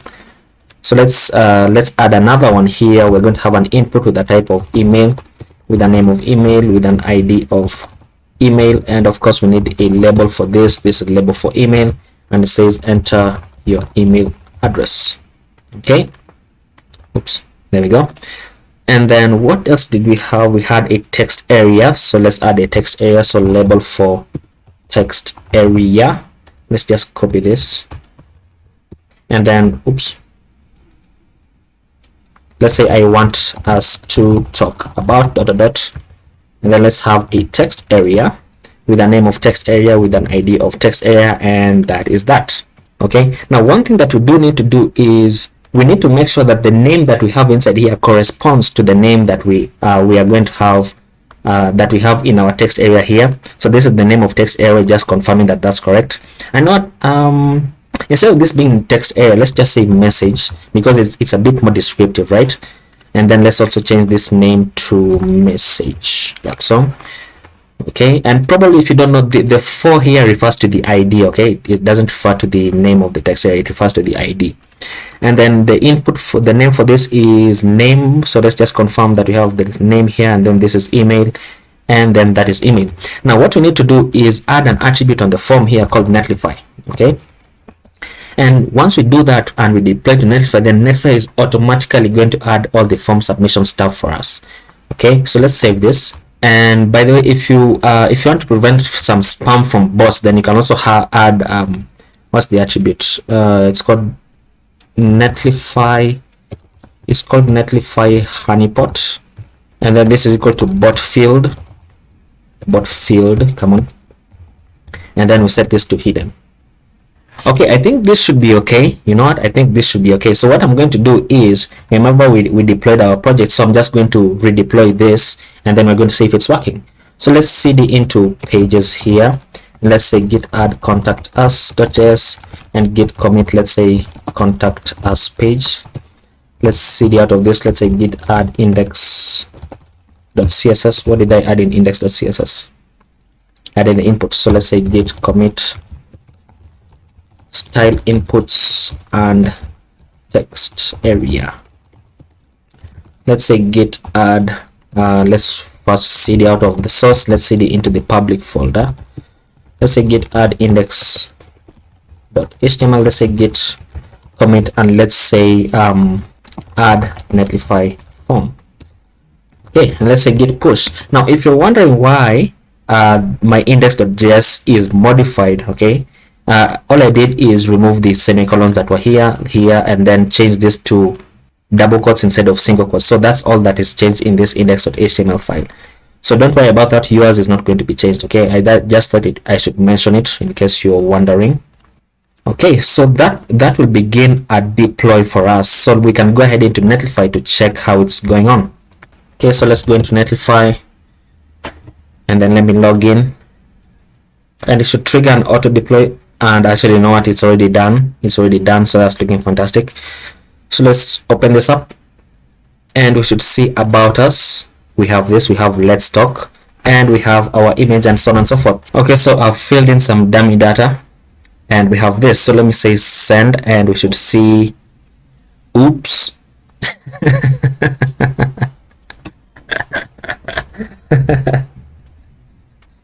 It happens, guys, it happens. Okay, so let's see what we have. Okay, let's see what we have in the content. Oh, and by the way, you know what, this is fantastic, because I've also realized something else, right? Now let me just go back into our original page, and let me show you what I realized. Okay, so notice how this is the home page, right? If you go into the about us page, we have the / about us, but notice this, if I reload, I get an error page. But we're on the about us page, which is not an error page, right? Now let me show you how you can fix that. Let's go back into our into VS Code, and then I'm going to add a netlify.toml file, netlify.toml.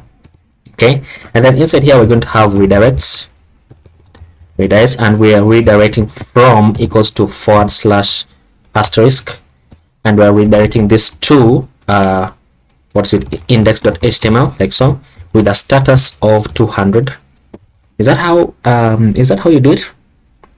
Okay, let me just confirm this. Okay, so this should say redirect into /index.html. Okay, so let's save that, and then let's deploy this netlify.toml file. So let me say git, come on, I hate it when it does that. So let's say cd into actually don't need to cd, we can just say git add netlify.toml file, and git commit, we can say netlify redirects. So let's say git push, and this should trigger a redeploy of our project, right? And actually I shouldn't have done that because we haven't yet fixed our form issue. Okay, so I think the reason why this is happening is because this form doesn't have a name. Okay, so we need a name attribute for this, and I'm just going to call this contact form. And then I'm going to go into, of course, save this, and then go into our contact as form. And where is the form? Here we're going to add a name attribute to this and call this contact dash form. Okay, and you know what, I don't think we need to add this here. I don't think we need to add this here, but we need to add a method of post for this so that we don't expose the data once we submit the form. So let's try that again. Okay, so let's see cd into public, let's say git add index.html and git commit, let's say add name attribute on form, cd out of this and cd into the source, and let's say git add where is it, in cd into pages. So git add contact us.js. What did I add? I forgot on the method post. Let's say git commit add form method, and let's say git push, which will trigger a redeploy once again. Okay, so I'm still at the broken link, and once Netlify finishes this deploy, then it's still building. Then once I reload this, then it should work. I just want to test it out whether that is how it's going to work. So it's still building. Let's go into, where is it, the deploys, and it's done. Okay, it's done. So let's reload this. Let's see, and look at that. Now that is possible because of the netlify.toml file. And let's try again and fill in this form. Okay, and then let's try and submit it, and hopefully this works. I hate this. I hate this. Okay, so let me just check whether these forms are okay. We have two forms. Okay, now the reason why we have these two forms is because the first one didn't have a name attribute, so we named this one contact form, and we can delete this form actually. This for previous submission, of course, let's say form 1. Okay, so delete this. And I'm wondering, why isn't this one working? It should be working. It should be working. Why aren't you working? Come on, don't do this to me. Alright guys, so it took about 35 minutes and 5 tries to finally get this correctly. Now I'm going to add some dummy data, and then I'm just going to say testing. Okay, and then look at this. Now when you submit it, now we get this, thank you, your form has been received, and that is correct. Now if I go into my dashboard right inside here and go into forms, then you'll see that I have a contact form and we have a form submission that I've just submitted right now. Okay, now I'm going to leave this link in the description because I'm not quite sure what I changed, because I remember we had the name with the contact form right here, we have the netlify attribute, this the index.html file, and then we have the netlify honeypot for the bot field so that it doesn't show the what's it called, it doesn't show a captcha when we submit the form. And then we have our labels and inputs. In whether the labels are optional, I've just read that the labels are optional in this blog post. And then in our contact us form in our JSX, what I've changed is I've added where is it, this is a form, the name is here, the method is post. Okay, I've added this input with the type of hidden for the form name, this the value contact, I think this is for the bots as well. And then I don't think I've changed any of these inputs inside here. But once we added this, well, I think it's when I added this, that's when the contact form started working, and I've deployed it to GitHub. So when you clone this, actually when you clone this repository, then you're going to have these corrections inside there. But I hope you have enjoyed the code along, and in the next video we're going to start dealing with our login and our sign up page. Okay guys, so I wanted to explain something. In the first video, I think it was, or the second maybe, I mentioned that I wanted to use passport.js for our authentication, but I've decided that instead of that I'm going to use Netlify's authentication service called netlify-identity. Okay, so if you go into your dashboard for your website, if you have deployed this, of course, and you will need to actually deploy it, by the way, then if you go into the identity tab right here, then you can see it says manage signups, logins, password recovery, and more, all without rolling out your own authentication service. So what I'm going to do right here is just say enable identity. Okay, and you know what, I'm going to save this for the next video, so see you in the next video.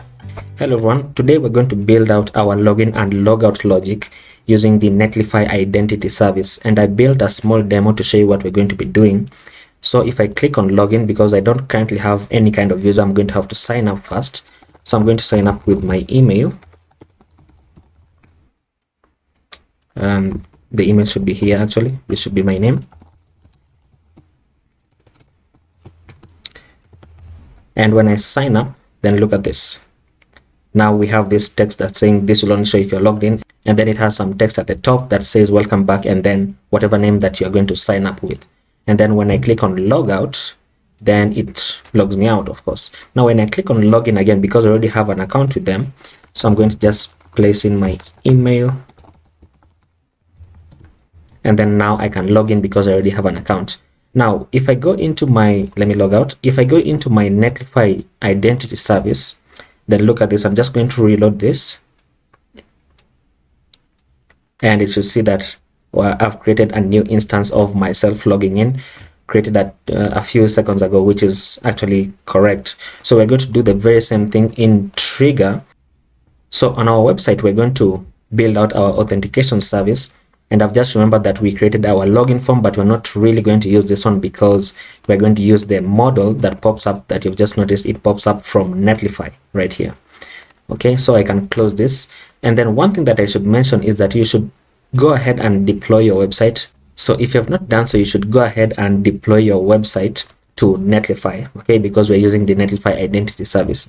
And what you can do is you can go into netlify.com, you can log in or sign up, and then you can just say new site from Git, and then choose your Git provider that you're hosting your source code on. Mine is GitHub, so I can just select GitHub, and then once it logs in like so, then I can select my repository which I want to deploy, which will build out the website for me.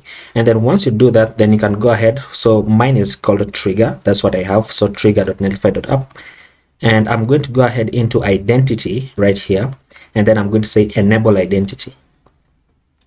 Okay, and just like that, we have our identity service enabled on Netlify. Now we're going to have to do a bit of setup in our localhost before we can deploy it, before we can actually test all of this out. So I'm going to open up VS Code. I already have my dev server running on localhost 3000. Okay, so in VS Code, I'm just going to say open up my terminal using Control and J, and then I'm going to say npm install netlify identity widget, like so. So we need this service to integrate with Netlify. And I forgot to mention that we are going to use the context API for this, just because it becomes easier to share data across all the components. So as this installs, I'm just going to close this, and then I'm going to go into my source folder and create a new folder called context. And then inside here, I'm going to create a new file called auth.js, like so. Okay, now we're going to start building out our context. So I'm going to say import create context, and use state, and use effect. Okay, this is all coming from React, of course. Fantastic. And then the next thing that I'm going to do is I'm going to say actually we need the Netlify identity service. So I'm going to say import Netlify identity from Netlify identity widget, which has just finished installing. Okay, and then below this, I'm going to say const auth context equals to create context, like so. Just going to initialize it like that for now. And then below this, I'm going to say export const auth context provider. Okay, this is going to be equal to this, an arrow function. And then inside here, I'm just going to say const user and set user. This is going to be use state, and by default it's going to be null because there's not going to be a user logged in, right? Now come on, don't do that. Okay, fantastic. Okay, so once we do this, then I'm going to go below this, and I'm going to say return auth context dot provider, like so. Close it out, and then inside here we're going to render out children. Okay, and I'm going to explain where this is coming from in a moment. So we need to access this inside here as a prop. So we're going to destructure children, right? Now, once we do this, when we return the auth context provider, we need to return it with some kind of value. And as is the custom of our people, we're just going to say hello world, okay, for now. So I'm going to save this, okay, and then I'm going to go inside my index.js right inside here, and then I'm going to say above the app, right, above my app component, I'm going to say auth context provider, which is going to auto import that for me. And then of course remember to close it out, so auth context provider. So we import auth context provider from context auth, which is just basically what we have above this, okay. And then just to test it out, okay, so I'm going to save this, and then I'm going to go inside my components, and then I'm going to go, let's just go inside the header, and then inside header I'm going to say, actually above this I'm just going to say import auth context from / should be context / auth, like so. So now we are importing where is it, we are importing this, okay. And actually because we're importing it, then I should probably export it right here, so export default auth context, don't forget that.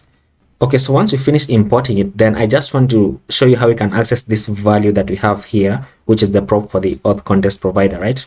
So I'm going to go inside below this, and I'm going to say const value equals to use context, which is a hook from React, which we need to import, and then this is going to be equal to auth context.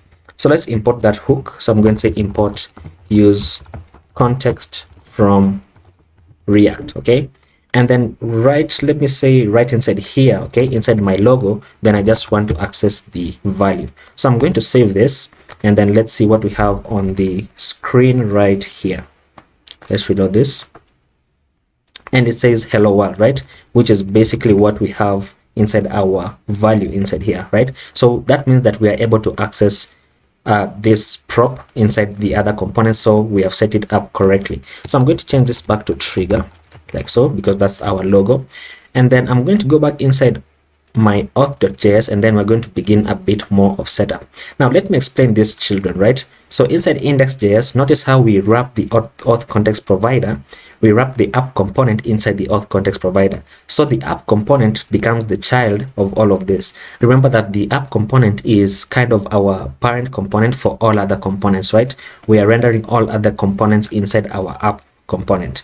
So that means by wrapping the app inside the auth context provider, then we can access all the data in our context API inside all other components in our application, and that is very, very necessary.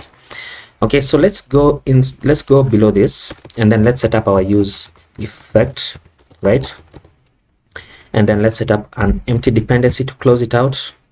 So we are going to begin using our netlify-identity-service. So I'm going to say netlify-identity.init, which is going to initialize netlify identity. And then I'm going to say once again netlify, actually, you know what, we're going to do this a lot, so let me just copy this. So I'm going to say netlify-identity.on, right? And we're listening for a login event, like so, where we want to access the user, okay? And then we just want to say set user into the user, okay? Don't do that. Set user into the user, which just basically logs them in. And then below this, once again, we're just going to see netlify-identity.on, and then we're listening for a logout event, okay? And then we want to say set user back to null, which will log them out. And actually, by the way, after doing this, we probably want to close the model. So I'm going to say netlify-identity.close, which will just close the model that is going to pop up. And then below this, once we log out, then I just want to say netlify-identity.on, and we're listening for the init event, like so, and we want to access the user, and then we just want to say set user into the user, like so. So we're listening for the initialize event to initialize netlify identity, and if the user exists, then we just want to say set user into the user that exists, okay? And then we're going to need to clean up our use effect so that these don't run in the background. So I'm going to say return, like so, and we're going to say netlify-identity.off, and we just want to turn off the login event, and then just copy this down, change this to logout, just to clean up our use effect so that all of these don't run in the background.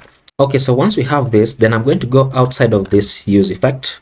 So outside of the use effect, which ends right here, then I'm going to create my login and logout functions. So I'm going to say const login, This is going to be an arrow function, and I'm just going to say netlify-identity-open, which will open the model, right, for the login model. And then actually, you know what, I can just copy this because it's almost something similar. Copy it. This is going to say log out, and this is just going to say .close.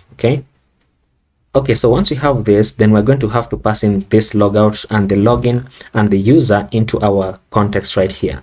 So I'm going to add my curly brackets, and then I'm going to say user is going to be null by default, and then login is going to be a function like so, and then logout is also a function which we have just created like so. So I can save this, and now we need a way to pass in all of this inside the value, right? So what I'm going to do is I'm going to destructure the login, the logout, and the user, and then pass them in inside a variable that I'm going to create, and then we're going to pass them in inside the value here. So I'm going to say const, let's just call this context, and this is going to be equal to the user, the login, and the logout like so. So the user state value, the login function, and the logout function. And then instead of passing hello world inside here, then I can now pass in context, right? Which means it's just going to populate the value with all of this. So that's looking fantastic. So I'm going to save this, and then in header.js, okay, so in header.js, now instead of just getting the value here, right, instead of just getting the value, now I'm going to get the user, the login, and the logout, which is basically the same thing that we have done inside here, the user, the login, and the logout, right? This is of course use context, and it's coming from auth context, which is what we have here. Okay, fantastic. Now once we do this, then what I can do is inside the you know what, probably I need this button. I need the login and logout function inside the button component. So I'm going to import use state. I'm going to import use context. If I can just type it without clicking other buttons. This is from React, and then we also need to import auth context from ./context/auth, like so. And then we're going to say right here, we're going to say const login and logout. This is going to be equal to use context and passing our auth context. Fantastic. Now once we do this, then I want that when we click on this button right here, which we're going to change by the way to say login, so log in, and this is no longer going to be a link, so I'm going to remove all of this. I'm going to remove this, probably these class names I should copy them, so just copy this, and then this is going to be our button, right? Now inside our button, let me paste in these class names, so class names like so that the button retains the class names. Now inside this button, when I click on this, then I want to trigger the login event, right? So I'm going to go after this, and I'm going to say on click, I'm just going to call the login event, right, which would prompt me to log in. So I'm going to save this, and let's see what we can do. Probably I think that should be okay for now. So let me save this header and let's test it out, right? So just reload this so that this changes as well. So it's going to say login. So when I log in, and remember that I already have an instance of identity running from the demo that I showed you, so you might get a bit of a different screen than mine. So I'm going to say login, and I'm just going to say clear localhost URL to be safe, right? And then I'm going to enter in my URL for Trigr. So I'm going to say https, it's called trigr.netlify.app, and then I'm going to say set sites URL. So that's why you need to deploy it, okay? That's why you really need to deploy your website. So for the login, because I don't have any instance, so I'm going to say sign up first.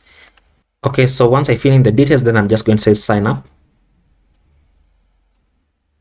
And it says a confirmation message has been sent to your email.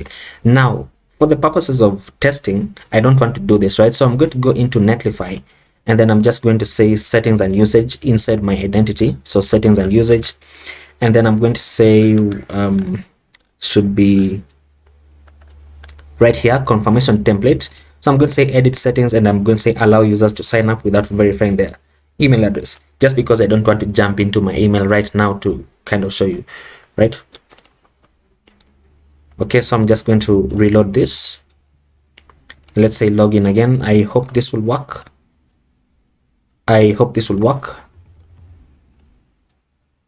Email not confirmed. So let me just do that quickly.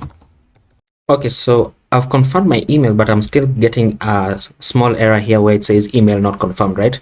So what I'm going to do is I'm just going to deploy this so that it reflects the changes in my website, because currently this is what, where is it?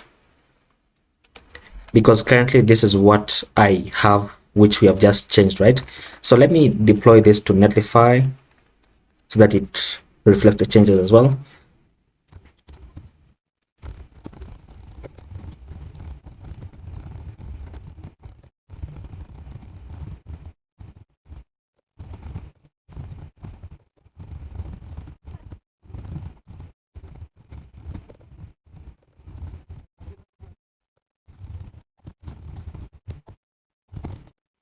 Okay, so once this pushes to GitHub, then it's going to trigger a redeploy on Netlify, which should then have the latest changes on our website. So let me just monitor how that is going. Let's go into Netlify. Let's go back to the top right here, and it should say building.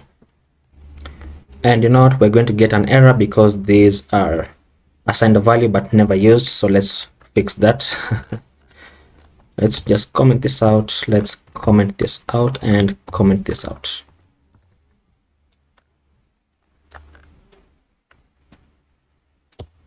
Okay, so in button.js, navlink is used, so we have to remove this and comment this out. And we should have this. Okay, fantastic. So you just say git add all and git commit, let's say remove unused variables. Let's say git push, and it's going to trigger another redeploy because this one should have failed, but it hasn't failed. That's amazing. Usually it has failed, but it usually fails by now. So let's see if it has started. Okay, there we go. So it has failed. So let's go to deploy details. Okay, there we go. So we can preview this, and we should have this on the screen, right? So we have our website, we have this, and we can test this out. So we can say login, right? Okay, so I'm going to click on login, and I'm going to click on sign up now to create a new user. And then once I create this new user, then I'm just going to click on sign up. Okay, there you go. Which means if I click on login, then I should see log out instead of login, right? And there we go. So that means that this is working correctly. So logged in as me, and there we go. So we can log out once again, and then it brings us this model. So let's continue building this out in localhost, and this should now work correctly. And actually what I can show you is that if you go into your Netlify identity and then you just kind of reload this, then you should see the users who are logged in currently, which is me, right? So I'm going to go back into our development, and I'm going to place this to the side now, probably because it's going to be easier, and then place this to the side. Okay, and then now that this is logged in, right, now we need that when this is login, then we need to show our logout button, right? So I'm just going to add another button here. And actually, you know what, I think we can do a conditional. So let me get the user here, right? And then I'm just going to remove this, and I'm going to place my curly brackets to test for a condition. So I'm going to say if the user exists, right? If the user is true, then I want the button to say log out. And if the user doesn't exist, so we just say login. So let's save this and let's see. Okay, so it says login. If I log in, let's log in. And after logging in, it should say log out. There we go. That's looking fantastic. So that's a very nice way to do a conditional. So what this user means, actually, if you don't understand where this is coming from, is that we are checking for whether the user is null or not. And by default, the user is null because we have set the state value to null right inside here. But once we log in, right, once we log in here, then we set the user into the user who has just logged in. Okay, and the netlify.close is what logs out a user by default. Now let's add the logout component. Okay, let's add a logout button. And actually, you know what, I've just realized something. that we have logout here and we have logout here. Okay, so this is not something that I wanted, and it's actually something that I've just noticed. So this would mean that we have to go into our hero.js, and we are going to have to change this component into a button. Okay, we're going to change this into a button and remove this at the top, and this button is basically going to say the same thing as the class names inside here. So we just copy this and paste them inside here, and this button is just going to say get started. Okay, and then when we click on this button, on click, we want this button to trigger the login event, which we need to get from the context, right? So once again, we were just going to say import use context from React. Okay, and then below this, we're just going to say we want to get the login function, and this is coming not from really, but this is equal to use context, and then we want to pass in auth context, which we also need to import right there. Okay, fantastic. So it would say what did it say? Get started. Okay, get started login. Okay, fantastic. That's looking amazing. So for the once we do this, then we want to also make a logout button, and I've just realized that probably this was not the best idea. Okay, because this button only handles the login, and we have placed a condition to check for the login or logout. So I'm going to remove this actually because it's not going to help us. So I'm going to say this should say login because it triggers the login event, and then I'm just going to copy this. So copy this down, okay, and remove this. Don't place a /, and this is going to say log out, and then it's going to trigger the logout function, which we'll need to get from here. So log out, like so. Fantastic. And the logout function, we also created it right here. Okay, so let's save this and then let's test it out. Now notice how we have two buttons here. We're going to fix that in a moment. So if we say login, I'm already logged in, so I'm going to try and log out. Okay, so log out, nothing is happening. Let's see what we have in the console. Let's go into auth.js, and then let's just say console log logout event. Let's see that. Okay, so this, oh, you know what, it's because this is not close, this is logout, not close. Okay, so when we log in, we open the model, and when we log out, we trigger the logout function to log us out. Okay, so sorry for that. So now when we say logout, come on, seriously, are you serious? Let's see, login, logged in. Okay, so logout. Really? Am I calling this function wrongly? On click logout, on click logout, log out. What is happening?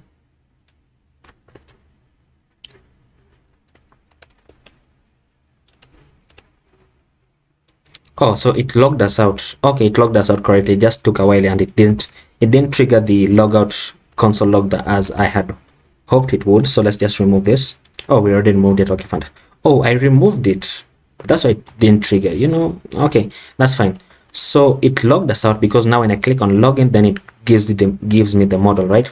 Now this would mean that we want to check that if the user is logged in, then we only render the logout button, and if the user is logged out, then we only render the login button. So that's very easy to do.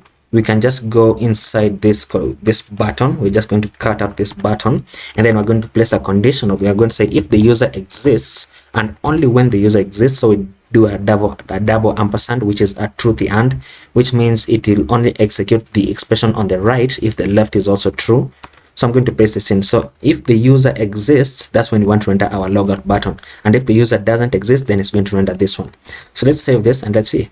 So there we go. So no user exists. So I'm going to click on login, and then once I log in, then it should say logout. There we go. So it says logout, and we still need to fix this. So I'm just going to grab this, and I'm going to say place my other conditional, and I'm going to say when the user doesn't exist, and do the same thing. So here is not user and here is user. Okay, So if the user doesn't exist, this one renders, and if the user exists, this one renders. So save this, and there you go. So when we click on logout, then we should see login, and when we click on login, we should see logout. So let me just place a comment here, and I'm going to say render this button if the user is logged in, and I'm going to copy this and paste this above here, and this is going to say logged out. So save this, and there we go. Change this to capital R because it's bothering me. There we go. Fantastic. Okay, so we are progressing very nicely. Okay, and when we click on the get started button, remember we also trigger the login event. So we need some kind of content, and by the way, I've just remembered that we disabled, because we are no longer going into the get started page, then we need to go into App.js, and we just need to disable this for now because we are not really using this path anymore. Okay, so disable this. Okay, fantastic. Now what we need to do is we need to work on our internal page, which we are only going to display if the user is logged in, right? Now for that, if you go into the index.js, you'll find that I have numbers API right inside here. Okay, so this is an API that just shows random facts about numbers, because I looked for a trigonometry API but I didn't get any. Okay, so we're just going to use this one for now, and I'm just going to copy this link, and I actually already have it, and I'm going to go inside the pages, and I'm going to create a new file called numbers.js, or rather I can call it number facts, but this is still okay. And I'm going to say underscore RFC, and then at the top I'm going to import use state and use effect. Okay, this is coming from React.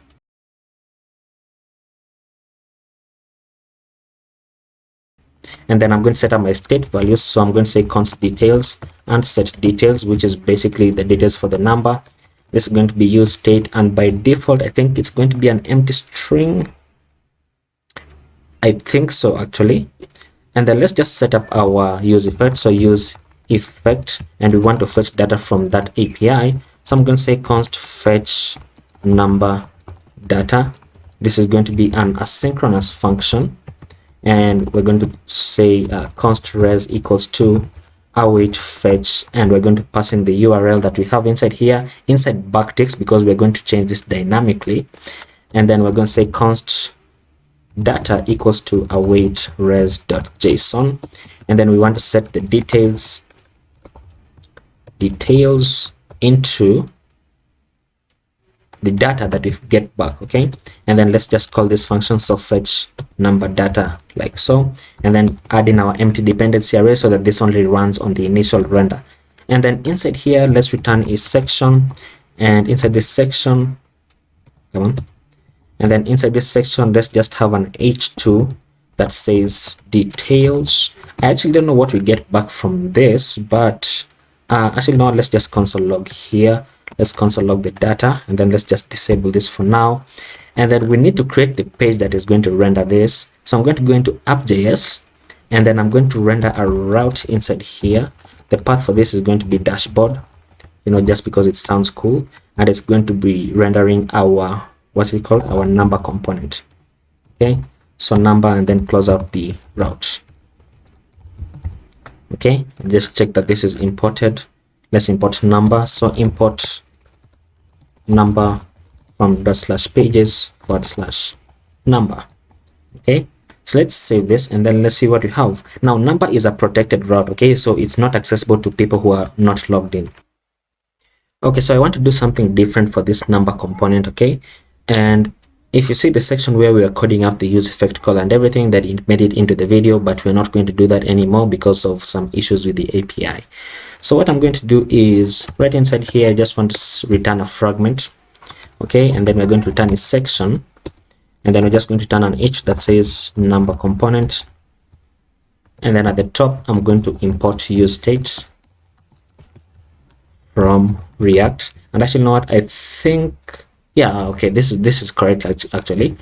And then what I'm going to do is we're just going to create some simple things. So I'm just going to say simple but interesting. So I'm going to say const number and set number, this is equal to use state, and then by default it's 0. Okay, so we're going to have this, And then I'm going to display, I'm going to create a component called alert.js, and then inside I'm going to say _rfc, and then I'm going to return a paragraph that says number is negative, like so, and then give this a class name of text red-500. okay, and then back in number, inside here we're going to have, let me save this, let's see what we have on the screen. Okay, so we have number component on the screen. Let me just place this to the side, okay, and close this. So below this I'm going to create a button, and actually not, instead of a button, let's create a div first, and then the button, this is going to say +1, okay, and then just do the same about 5 more times. So +2, +3, +4, +5, and then all of these buttons are going to have an on-click event. Okay, so on click, we're going to say passing our inline function like so, and I'm just going to say set number into number +1. Of course, this is going to be +2, this is +3, +4, and +5. okay, now this is a bit overkill, but you know, it's interesting to do. And then we're going to do almost the same thing, but now in the negative. So we're going to just grab all of this, and we're going to make this minus, like so. So this one as well as this one right here, so -1, -2, and so on and so forth. And then in the middle here, we're going to have a paragraph that says what is it, our state value is called number, like so. Now when we go into the negative, then we want our alert component to display, and then when we go into the positive, then we don't want our alert component to display. So that's what we're going to do. Now once again, we are doing this because we had trouble with the API, and I don't really want to deal with that right now. So let's just save this for now, and we should see this on the screen. Now for all these buttons, let me just give all these buttons a class name, because we're going to style all of them the same. And actually, you know what, let me just place this full screen because it's easier. And then I'm going to click on this one, and then hold down my Alt key, and then click on this one, 2nd, 3rd, 4th, 5th, 6th, 7th, 8th, 9th, and 10th. And all of these are going to have the same class names. So class name of, let's say, BG, what should we say, BG green, or you know, let me see how indigo looks. So BG indigo dash 300 py2 py px4, and then rounded, and then text white, and then what else, we can have border and border dash indigo dash 300, and then we say for the hover state, then we want the BG transparent, okay, and then we want the transition dash all and duration dash 300 for all the buttons, okay. And probably you can have all of this inside one class name so that you don't have to keep on rewriting it. So that we're going to have this, so that's looking nice. So when you click on one, it goes up +1, +2, and by 2 goes up by 2, and so on and so forth. Now when we go into the negative, then we want to display our alert component. So let's go right inside where we have our number, our paragraph rather, and we're going to say we're going to remove this. We're going to place a conditional instead, and we're going to say if number is less than 0, if this is true, then we want to render our alert component, okay, and if it is not true, then we just want to render the number. Okay, so let's save this. Look at this. So number is negative, and we have to go up by at least a few before we can go back into positive. Okay, looking fantastic, and so on and so forth. So let's move this to the center. Let's grab this section, and I'm going to say class name of let's say flex and items. Oh no, let's say flex and justify center. So move it to the center. There we go. And then of course flex column to align them in column form. Flex column. Really? Okay, then that means we need to say item center as well. Okay, let's say margin top, let's say margin top of 20, push it downwards. Fantastic. Actually no, let's say margin top of 10, and then for large screens, then margin top of 20. So that we're going to have this, and then number component, let's give this class name let's say margin bottom 5, let's say font bold, let's say text for XL, make it just a bit bigger, so number component. And then let's deal with this our buttons. So I'm going to go inside this div, give this a class name of flex, and actually not really flex but grid, and the grid columns, let's say grid columns 4 and a gap of 3, so that we're going to have this. Okay, that's for small screens. Let me see how this looks. So for small screens, let's have 1, 2, 3. And not I've just realized that we can probably push this downwards till here so that we can have all of these as positive numbers. Should I do that, or should I just have 1, 2, 3? Let's have a grid columns of 3. Let's have this as 3. So 1, 2, 3, and then this. Let's move our paragraph down, cut it out, just move it after this, and then let's say your number is. Okay, I think this is much better. Kind of looks like a calculator, right? So these are negative, -1, -2, and so on and so forth. Okay, that's looking fantastic. Let's add a space here. Okay, so once we have this, then let's just make sure that this is a protected route, right? So when we go back to the home page and so on and so forth, then we can navigate, right? And then when you click on login, only when we are logged in should we be able to see our dashboard, right? So let's add a link here called dashboard. So let's just go inside header.js. Okay, let's add a third link. Let's copy this down here. Let's call this dashboard. Okay, now for dashboard, we want dashboard only to be visible if we are logged in. Okay, that would mean that we need to get the user from here. So let's enable this once again. Let's enable this and this. We're not using the login and logout function, so we can remove them. And then we're going to say we're going to grab this list item, and we're going to say that only when user is true should this render, right? So we're going to save this, and nothing is going to happen because we're not yet logged in. But once we log in, okay, then we should see dashboard, right? So we can go into our dashboard now, and dashboard should go into /dashboard, but it goes into contact us because we didn't change this link, so sorry for that. So dashboard, like so, and we should see dashboard. So we have this for our dashboard. Now we need to make sure that you can't as well, because if I log out, okay, if I log out and I go into /dashboard, then I'm going to see this, which I don't want, right? So I'm going to go into App.js, and we're going to do the same thing where we're going to import our context. So we're going to get the user. This is coming from use context. Okay, so let's just make sure that it imports it. And then we also want auth context as well, so it imports this. Let's move it to the top because it's a high level import. So we have this const user, and then we want to make sure that only when user is true should this path render. So I'm not sure if this would work. Okay, I'm not sure whether this would work, but let's just say let's grab this, let's grab the entire route, and then say only when user is true, that's when this route should render. So let's see. And there we go. So we have when we are not logged in, right? When we're not logged in, then we have an error page. And I've just realized that we didn't style our error page, but we're going to deal with that in a moment. Now, when we log in, so let's just log in once again.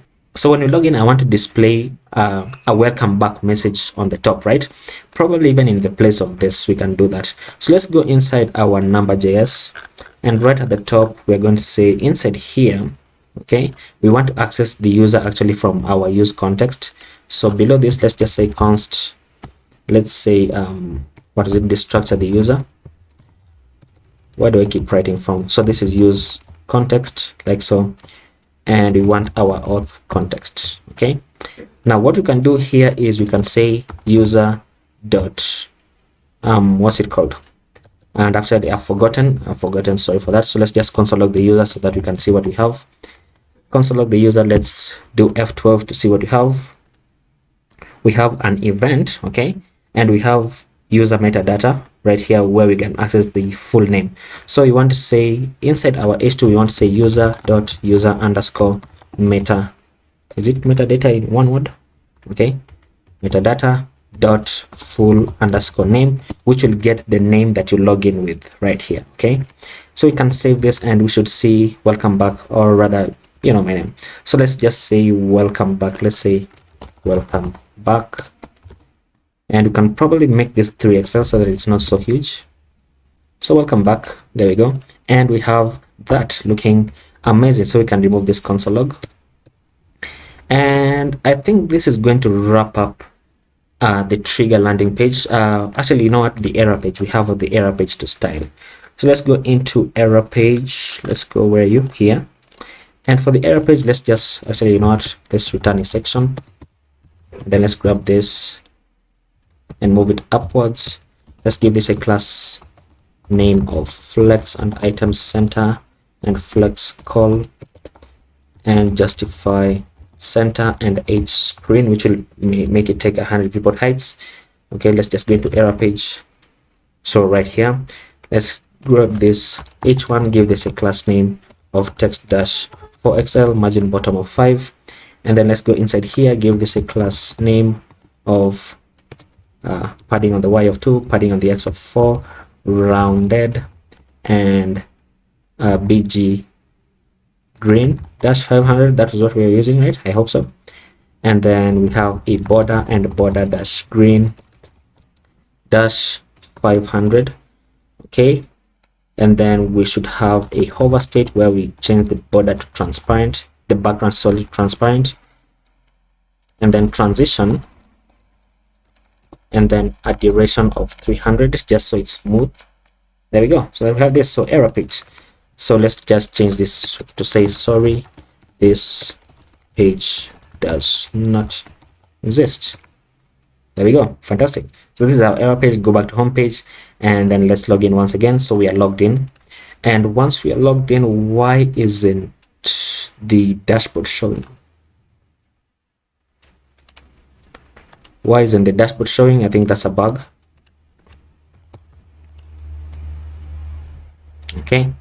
Okay, so fantastic. Now I wanted to do something interesting here where we could fetch data from an API, from a mathematics API preferably, so that it just rhymes with our Trigr landing page. But I've tried to research and I've not really got one, and the one that I wanted to use backfired on me, so that's why we have not really used it.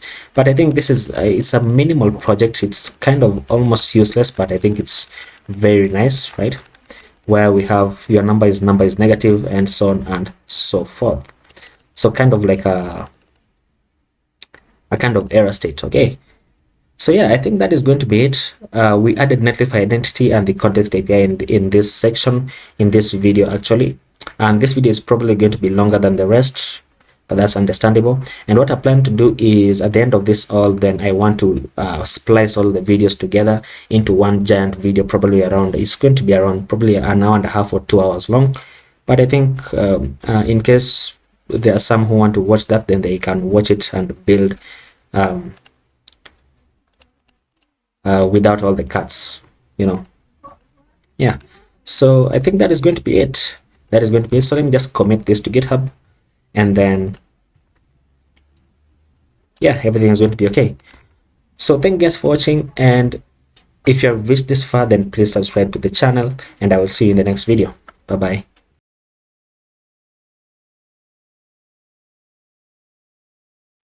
Hello everyone. So I've just remembered that if you want to give people the option to log in with other services such as Google, then you can go into your identity tab of your website, then you can say settings and usage, and then you can scroll down to external providers here, and you can choose any of this. This is the current one. These are the current ones that Netlify supports, and if you add this, then it's going to reflect immediately into your website.